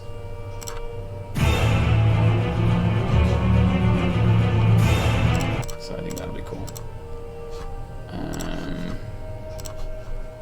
And it plays that music, and I'm going to walk through a cinematic next time, because I think it'd be really cool if, like, as soon as you stepped over the bridge, it faded out, did like a camera thing where it showed the scorpion burrowing out of the sand and roaring or something, and then it started the music. But for now, we'll just keep it simple. Obviously, you can polish everything later.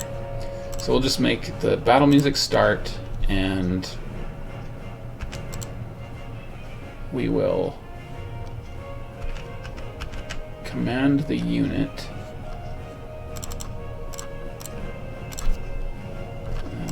Okay, there's a lot more unit triggers than I remember. Ah, fellow Brazilian. Sempre gosto de ver os brasileiros aqui. Seja bem-vindo. Alright, issue order. Targeting a unit. Order Sand Sting to attack Dante. Attack himself. Alright. Order Sand Sting to attack Swordmaster. Okay, so you stop the... You cross the bridge, the music starts, it starts attacking you. Now we want a subset of triggers for the Sand Sting battle. These are probably going to normally be off, I think, but we'll see. Okay, so order Sand Sting to attack Swordmaster. So he starts attacking unit life. So Sand Sting's life becomes less than. I guess we could just do that same thing we did with. We could just do that same thing with Dante to save time. I kind of like that percentage-based thing.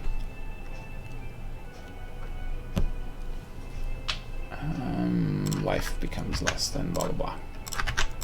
Except this time it's Sand Sting. So Sand Sting's life becomes less than max life of Sand Sting divided by... Oops. Okay. We might have to...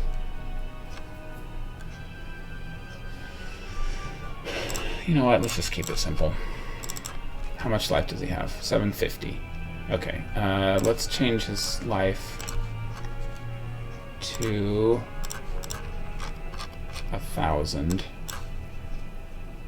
Just because that's easier to work with.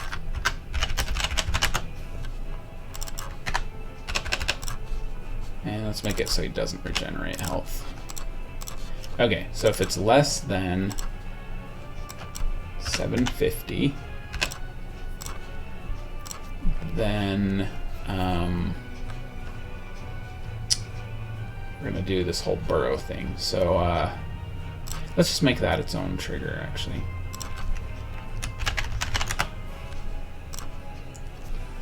Oh, hey, I just got an idea. You can make multiple events that trigger the same thing. So, in this case, let's say if it becomes less than, well, no, never mind. That's not going to work, because then it'll just constantly be firing after he gets below a certain point. Don't worry about it. Okay. Berry. So this one's not going to have any... it's not going to have any events, because it's just going to be externally fired by that several times.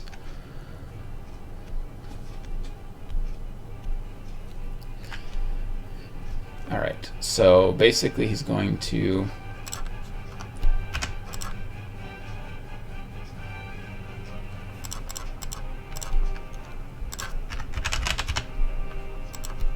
I think there's a new trigger that I might want to use. Unit add ability. Okay, add We'll do the neutral hostile one just because the other one might require an upgrade.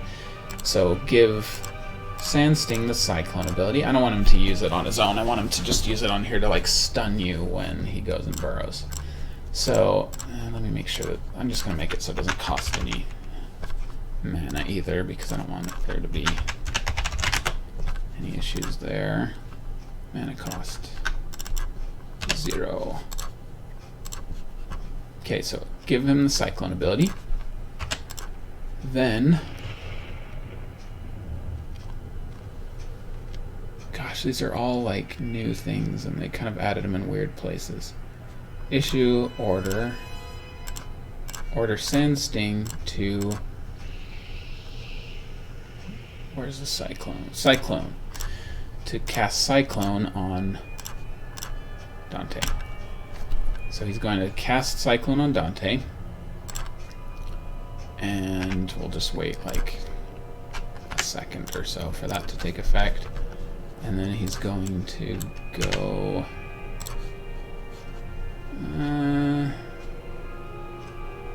we'll say like his main place right there.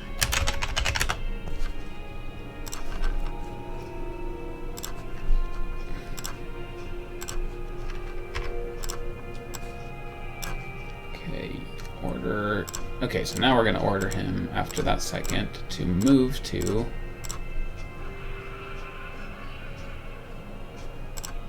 that point. And then we could wait for him to get there, I guess.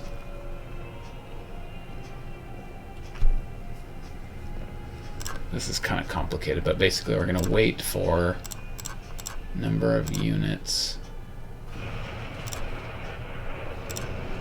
We'll just do type.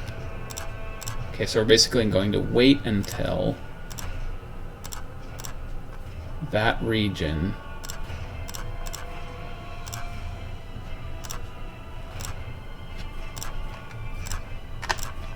contains one Sandsting. It's kind of hacky, but I think it'll work. Checking every half a second or so. Okay, so wait until number of units and units of time science. Oh, dang it, I forgot to do the location. Units of type. Units in region. Matching condition. Units in burrow. So yeah, see, look at all these layers of triggers. This can happen sometimes with triggers, but I don't know. I think with practice, you can, like, anybody can get this sort of thing to work, because it's just a matter of, I don't know, just kind of looking at it from a logic perspective, I guess. Okay. Oh my gosh. Okay, I've even forgotten what I'm doing here. Okay, let's go back. So we need to check that he's in that region. So number of units in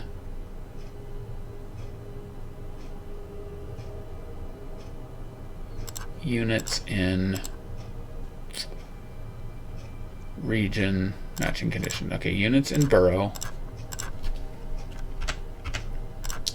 Unit type of matching unit. That's what I meant to do. Okay, matching unit equal to Sandsting.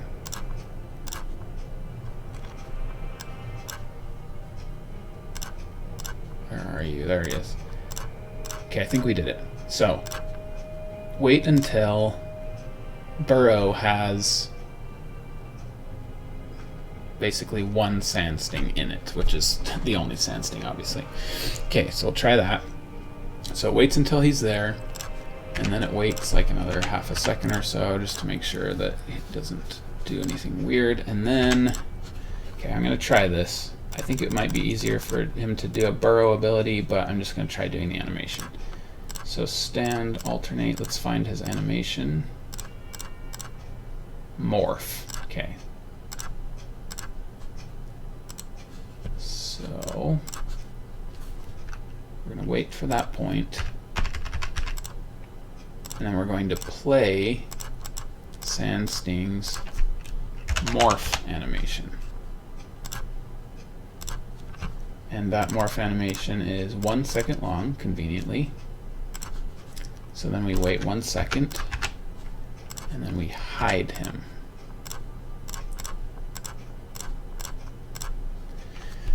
And then we wait another half a second or so. All this like waiting certain percentages of seconds is just kind of second nature to me at this point. Then what we're going to do is we're going to create a bunch of little baby sand stings. I'm just going to make a custom unit because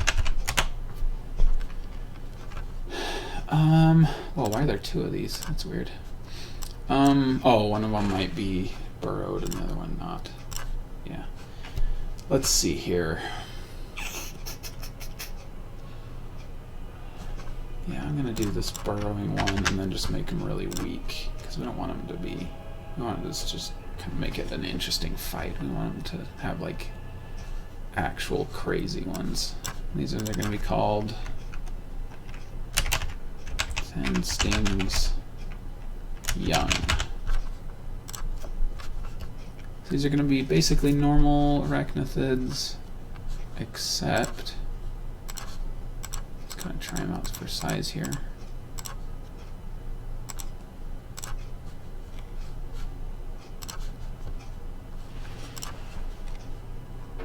That's weird. Why isn't it on here?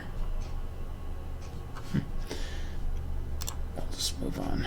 So hide him, and then make a bunch of these, which have like 25 hit points. They're easy to kill.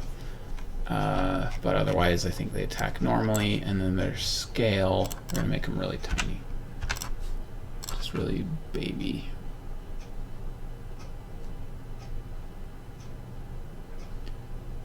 That is really weird why it's not showing up there. Ice crown. Tile set? What the heck? Where does it say the tile set that it's on?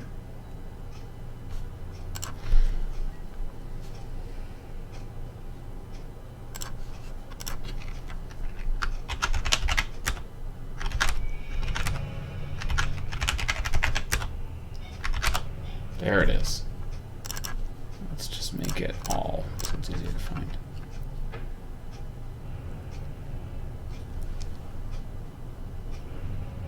Does this need a lot of RAM? The editor? I'm not sure. That's a good question.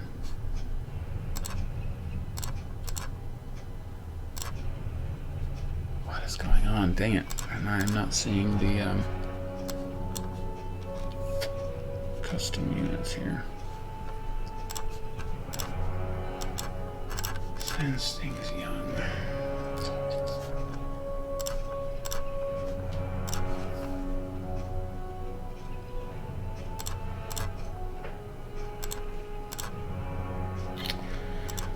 Ah, man, I must be doing something wrong here because it's not showing up for some reason. Sand Stings Young. It's just a creep. I guess I could put him as a human unit and see if it shows up there, but I don't know why it's not showing up as a custom unit. Yeah, it's not there either. Anybody realize what I'm doing wrong here? I created a new unit.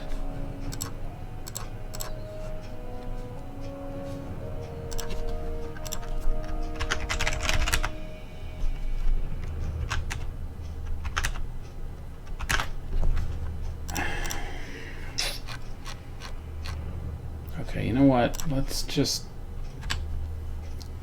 forget about that. Move on here. And let's just do the normal one. We'll just say that one has 25 hit points and just modify the existing one. Yeah, I don't know why that happened, but whatever. So now we have the little burrowed ones.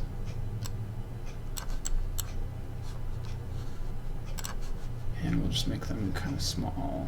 Where's the scale?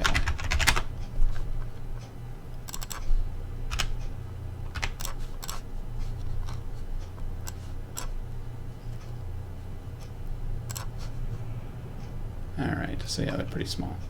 All right, so back to the trigger. So, oh, and I'll make sure to name it Sand Stings Young as well, so we can set it apart.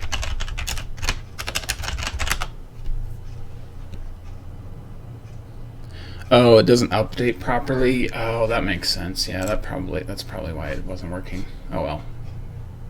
It's fixed now, I guess. Actually, no, I still need to do that because it's still not changing his name. So let's see if that fixed it.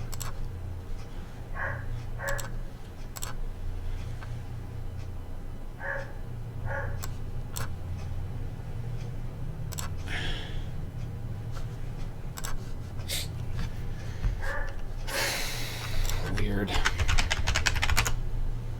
That's what I was looking for right there. Let's change this one.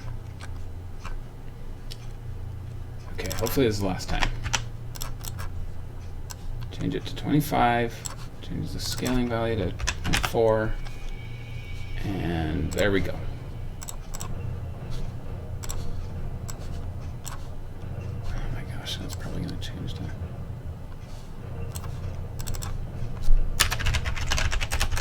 Oh, I think maybe that's how the morph works. Okay, I was probably messing up on that part. Oh, you set up a bank system, did you? Yes, I will just reply to me on my on the community tab, like maybe the tab for this, for the announcement of this stream or whatever, and I'll give you some information where you can send that. That'd be helpful. Thanks. Nathalithic. Okay, so I think I figured out the morph thing finally. Gosh. Okay, so he burrows, and then let's create like 6 babies.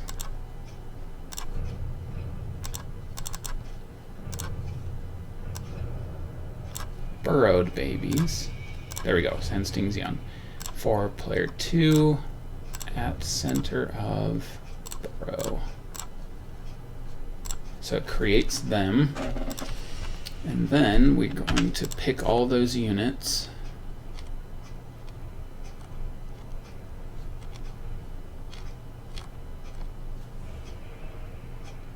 And this will be an issue with no target. So we're going to say pick every unit in units of type. We're going to pick all of those Scorpids. And we're going to say, yeah, why does it, see, look, it goes ability, item, unit, ability, item, unit. Like, I wish they'd just group them all together, but oh well. With no target, and then we'll order the picked unit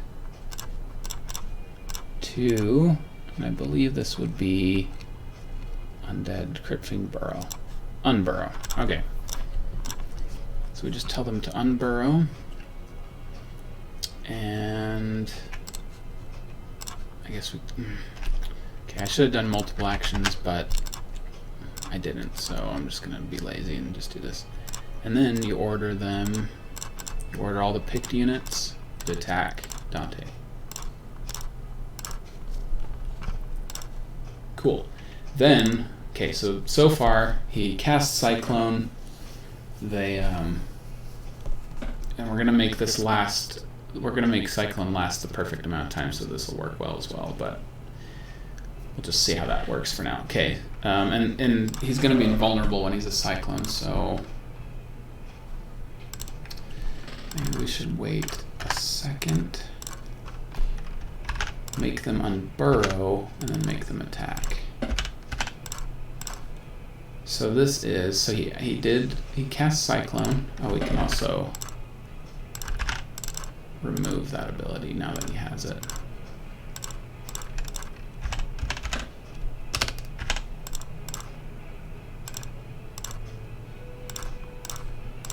Cool. So that's 1 second, 2, 3, 4 seconds. So let's change that ability to only last for 4 seconds on a hero. Cool.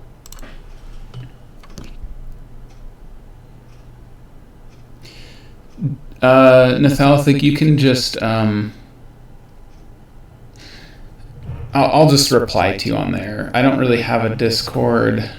I mean, I kind of do. It's just my account name is AbleHawk. So if you want to, you can also email me at ablehawk@gmail.com. So if that, whatever's easiest. Okay, so hopefully that works. This is like the most complicated trigger we've made. So obviously we're gonna need to test it and stuff. But pick every unit in that and tell them to attack. Then here's what we're gonna do. Unbury. This is going to be off, and we're gonna say turn on unbury. So as soon as those little babies come out, we're gonna turn on this trigger, which says unit dies. Actually, we could just kind of copy the gate thing. So when a unit owned by player 2 dies, and we'll say units, number of units of type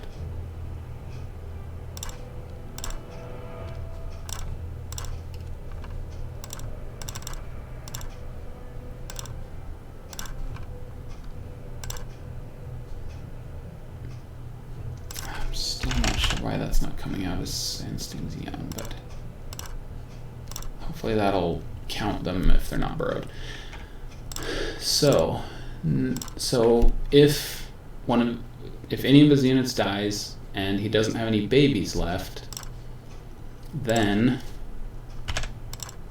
let's unhide him and play his morph alternate animation, which is him unburrowing. I have serious problems with animations sometimes, so I hope that doesn't work too bad. But so I'm going to unhide him. He's going to do his alternate animation, and then just to be safe, I'm going to reset his animation after that. Sometimes they like freeze in place after I do animation, so it's kind of annoying. All right. Okay, so when that happens, he appears, and then we'll turn off this trigger. And yeah, we'll just again make him like attack Dante again. Alright, so now we just need to make it trigger that many times. So if it becomes less than 750, then run bury, and then turn off this trigger. So once it becomes less than 3/4 of health, this runs, and that happens. Next is when he goes to half health, then run bury. And then 3 is when he goes to 3/4 health, run it again. And then that should work pretty well. Okay, on paper it looks good. I'm not sure if it's going to work. Does he inflict poison damage? That's a good question. I'm going to check real quick. Oops, I clicked the campaign manager, not the object editor.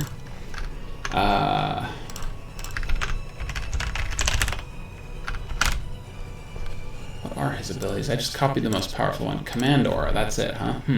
Yeah, let's definitely give him envenomed weapons.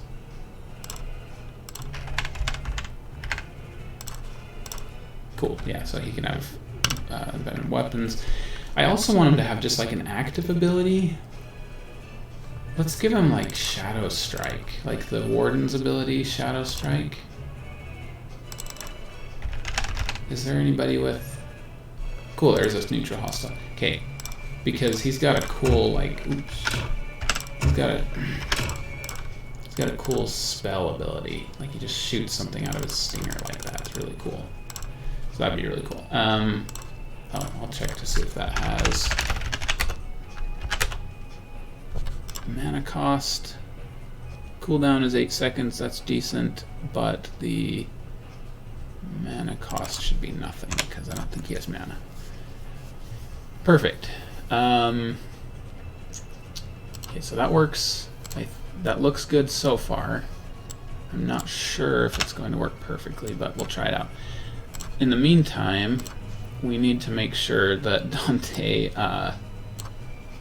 can survive this fight during the debug. So I'm going to make a custom item called Periapt of Endless Life. A slow-moving projectile that can actually be dodged. Oh, so many good ideas, so little time. That'd be awesome. I think it'd be cool if there was like a burning oil type projectile where it would splash and there'd be a bunch of poison that you'd have to get off of or something, but no time. Okay, so the model is blah blah blah. Let's make a new item ability called item life bonus greater, yeah. And just in case we use that later, it's going to be called massive. So it's going to give him an extra 5,000 life. Because we want him to be able to survive this battle no matter how hard it is. We're going to balance it later, obviously. But for now, let's just worry about that. So we'll just give it to him in his inventory. Cool. So now he should be able to take him on. Let's see, anything else we need to prepare? One thing that I would also do at some point is, like, once you start fighting him, set a Boolean to let the computer know that you're fighting him, and then if you die and that Boolean is on, then it'll return Sandsting to full health. It will raise the gate, that sort of thing, and then you know, just make sure that, like, you have to fight him all over again and stuff. But for now, and then maybe it would even move the grave outside of his arena. So that would be fun to do, but for now, let's just kind of keep it simple. Okay, now let's make some debug functions real quick. Desert clear. Oh, and then let's do one more. Sandsting death. If Sandsting dies, then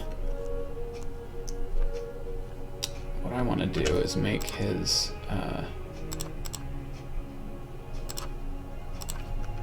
basically I just want to have a bunch of actually I'll worry about that later. That would require me looking a couple things up, and I want to just finish on at least a cool note here tonight. Okay, so desert clear.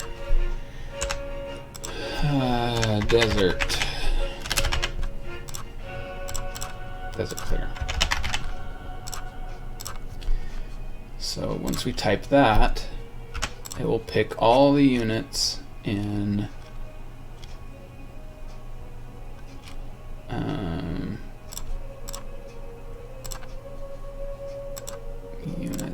the desert territory and kill them.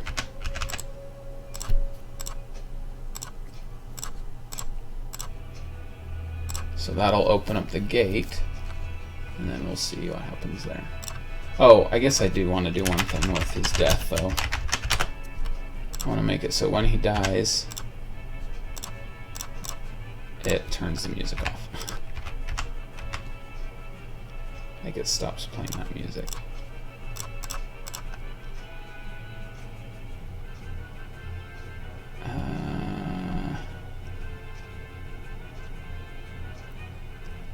Is there a way to just set the music back to the way it was, and so it's not that boss music, or? I'll just do that, why not? Okay. So let's give that a try.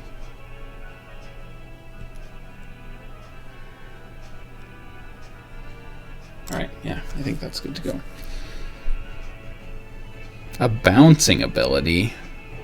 That would be hard. I don't know if I could do that. That's a bit beyond my capabilities, but I know people on the Hive Workshop have done way more, so.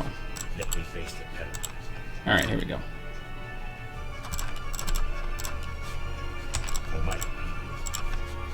to the desert.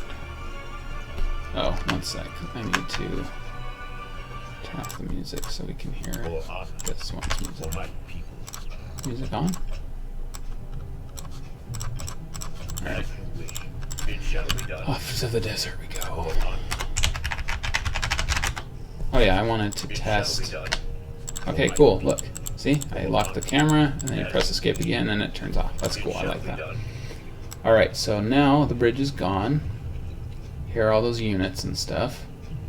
And let's do desert clear and see what happens.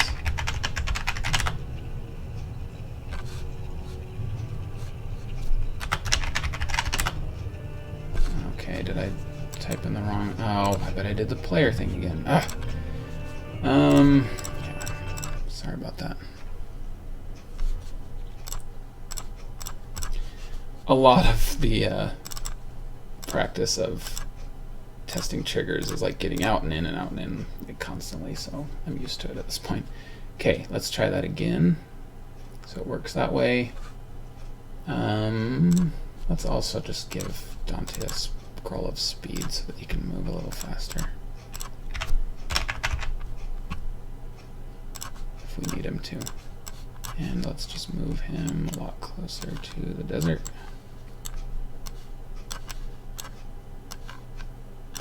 Okay, cool. Ideally also with the quests, we would have a quest for each territory, like to unlock the boss, and then like once you defeat it, so you'd know when you defeated all the creatures, and it would say quest complete, the the way to the boss is clear, that sort of thing. But we can work on that later. Okay. Alright. I hope this works at least somewhat like we hope. Oh yes, good point, Carter. I forgot to do that to make you start with gold. Good call. I'll do that next time around. Let me face the devil. For my people. Alright. Let's just make sure it kills them all. It shall be done. I am not afraid. Okay, let's kill them all, and I just want to make sure that the bridge spawns.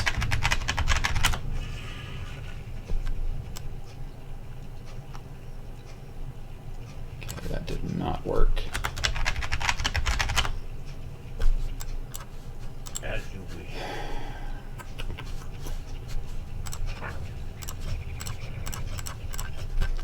I think I made these too complicated without checking them first.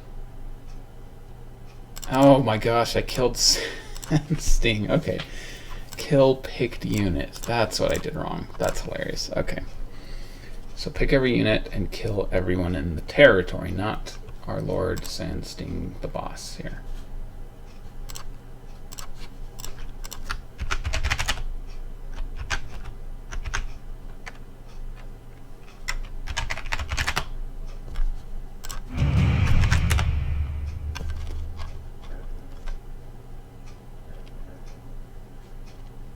One sec, I just want to make like a victory sound when you kill Sandsting. What's it called? It's like Uther arrives or something. There it is, Uther returns.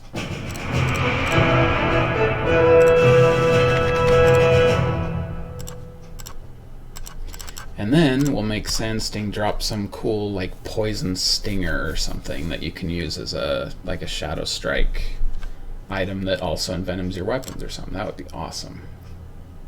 Okay. That should work. Is there anything else? Oh yeah, the gold thing. Good. That's a good call on that part for the purposes of testing the tombstone. And then map initialization.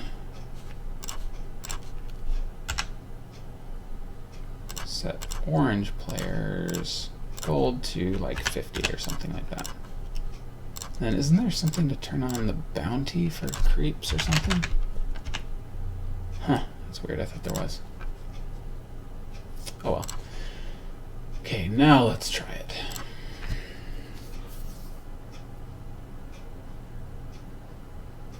Yeah, and I also might just make his blink ability have unlimited range so he can just teleport anywhere in the map.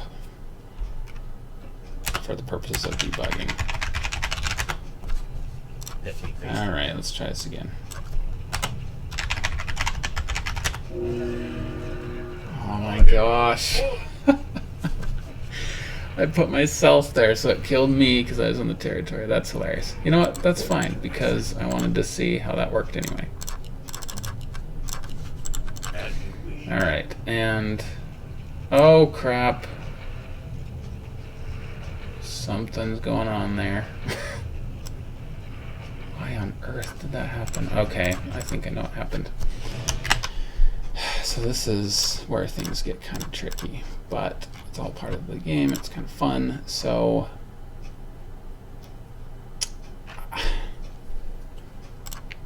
why is this happening? Why is it creating those units and stuff and making them change? Because it's off.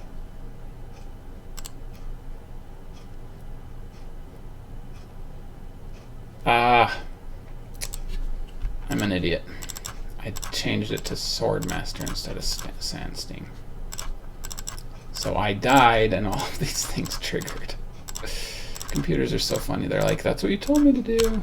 He said when his life went less than whatever. That's what I did. So fair enough. It's true. He did. Alright, and then let's make his blink ability, flash, have just unlimited range.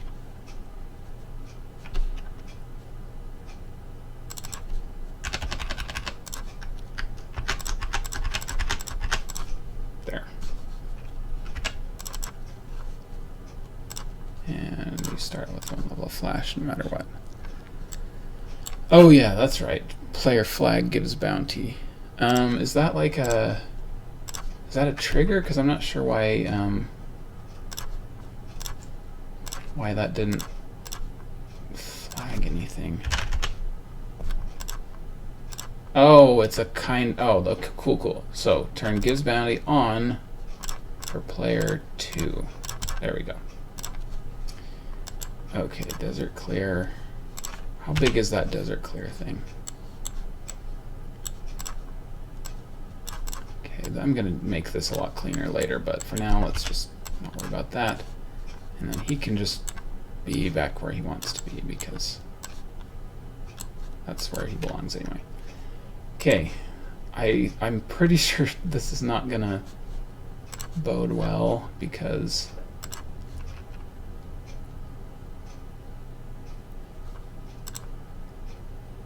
it was doing weird stuff when that thing started out, but... oh, and then also when he dies, make the gate come back. Okay, let's try that. Okay.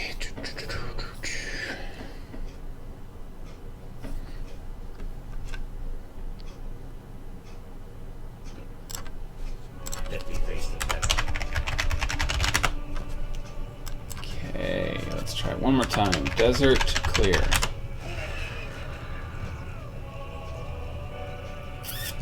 Didn't work. But that's okay, because we can just teleport where we need to be. So, yeah, I don't know why that bridge didn't respawn, but I can look at that later. Okay, so let's see if this works.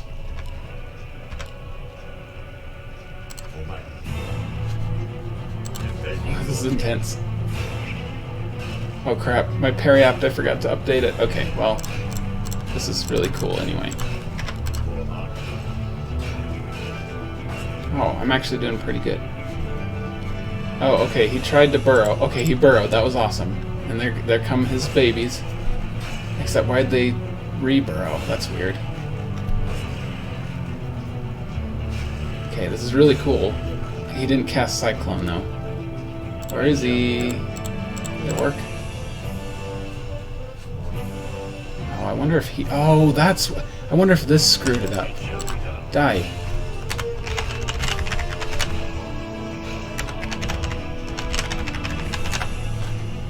Did that change anything? Sandsting. Hello?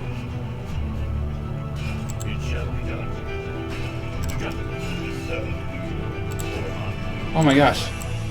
I think he's attacking me, but he's hidden. No fair. No fair, Sandstein. Yeah, he's invisible but attacking me, so that's pretty weird. Okay, well, that actually worked better than I thought it would for our first run. I don't know why he didn't cast Cyclone. I don't know why the babies kept burrowing and unburrowing like that. Okay, play his morph animation. So that worked really well, actually.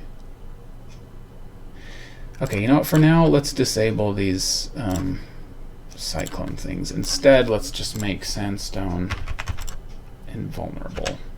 Sandstein, rather. So what you can do is you can just make units untargetable, basically. Make unit. Okay, so make Sandstein invulnerable. And I'll make sure that when he is... See, it should have unhid him, so I don't know why that didn't work, but make him vulnerable again.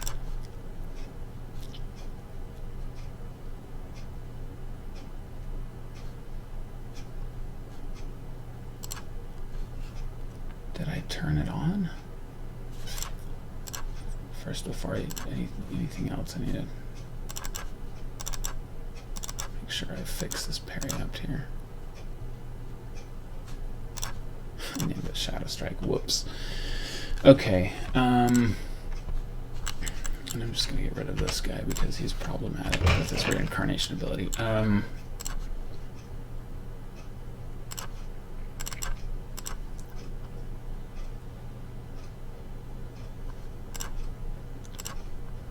Let's try and see if that works, if I just needed to resurrect it.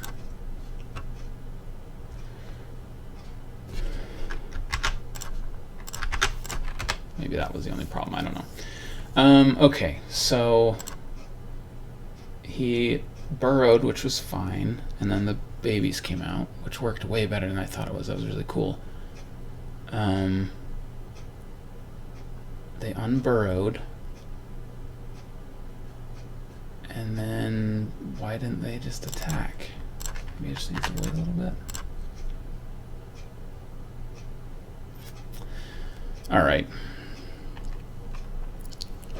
Which one? Let's see, at no point can a unit of a type die while there are 0 units of that type. Okay, I'll try that. I just figured, like, when it dies, and then after it dies, there's none of that. But I'll just do equal or less than 1, just in case.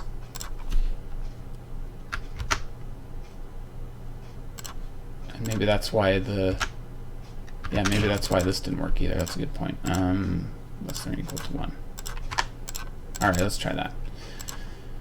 Okay, I'll give this a couple more tries if we're close, but I think it's about that time that we should finish up for now. This was so fun, though. I really enjoyed making some of these triggers. I hope they were clear to you guys. Oops, and my phone has died, so I can't look at chat anymore. So sorry about that. We're almost done anyway. Won't be able to see you guys chat for now.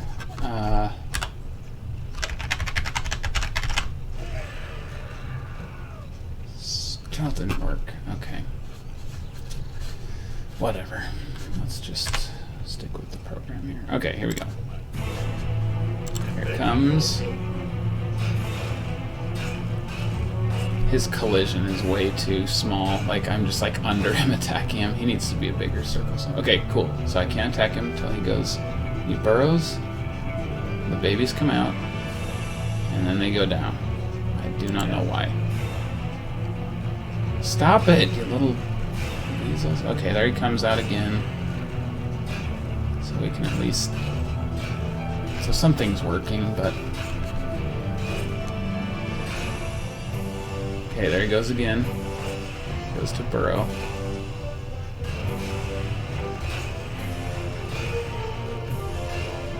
I also probably need to pause him so that he can't attack while he's doing that, because he tried to attack me instead of burrow, which is kind of funny.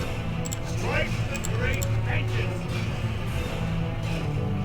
Ah! Why didn't he get unhidden? That is the weirdest bug. It shall be done. Okay. So let me check the unhide bug thing real quick. I wonder if there's just an easier way to do this. Like... why do they burrow? That's so weird. Maybe I'll just take away their burrowing ability.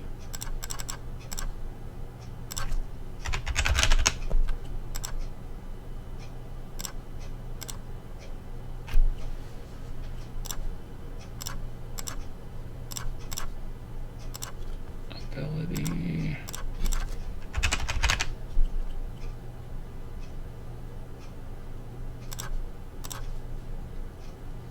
Oh, that's weird, yeah. Okay, so disable ability true, hide UI true. Okay, let's just try that and see if that stops them from burrowing. I don't know if it will or not, but so unbury just triggered as soon as it. So number of units owned by player 2 blue of type sensing young less than or equal to 1. So I don't know why it appeared before there was more than 1 left.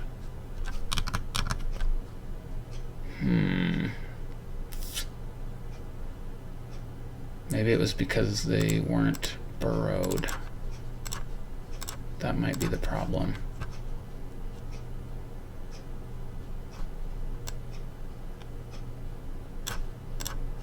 I don't know why that would make a difference, but I guess we can try it. And then unhide. Why didn't it just unhide?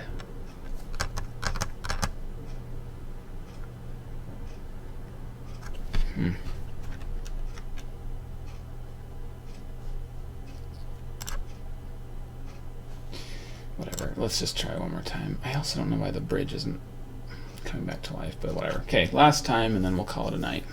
Thank you guys for sticking with me tonight. This was really fun. And thanks for your tips on triggers. I am by no means a master at triggers, but I can do simple stuff and I'm pretty good with cutscenes. So next time we'll make some cutscenes and I'll show you guys how to use like cameras and stuff like that, and we'll see how it works. But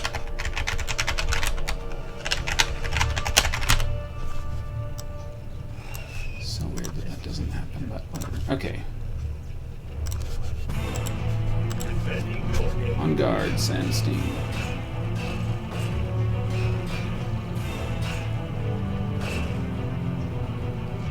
There he goes. He burrows. They come out, and then they attack. Okay, I'm glad that works. Oh, and then one pops out. There's something so weird about that.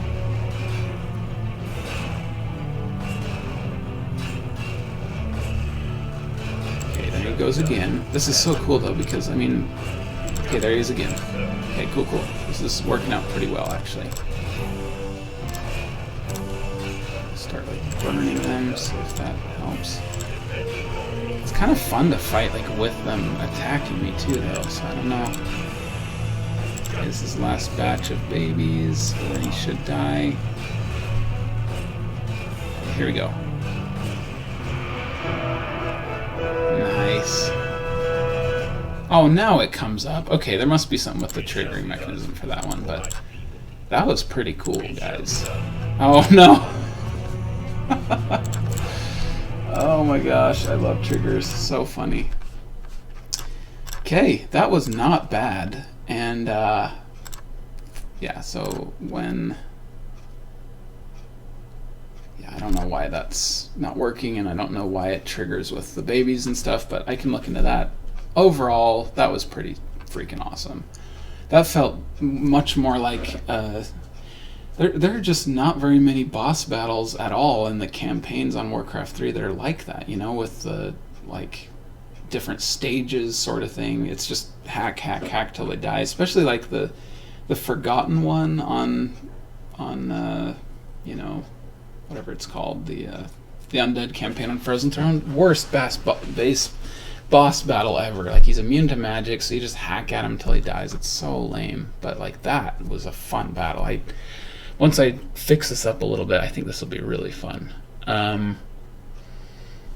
so basically the thing was sandstone initialize. Yeah, just turn this trigger off when it happens. So, okay, I think we will call it a day for those triggers.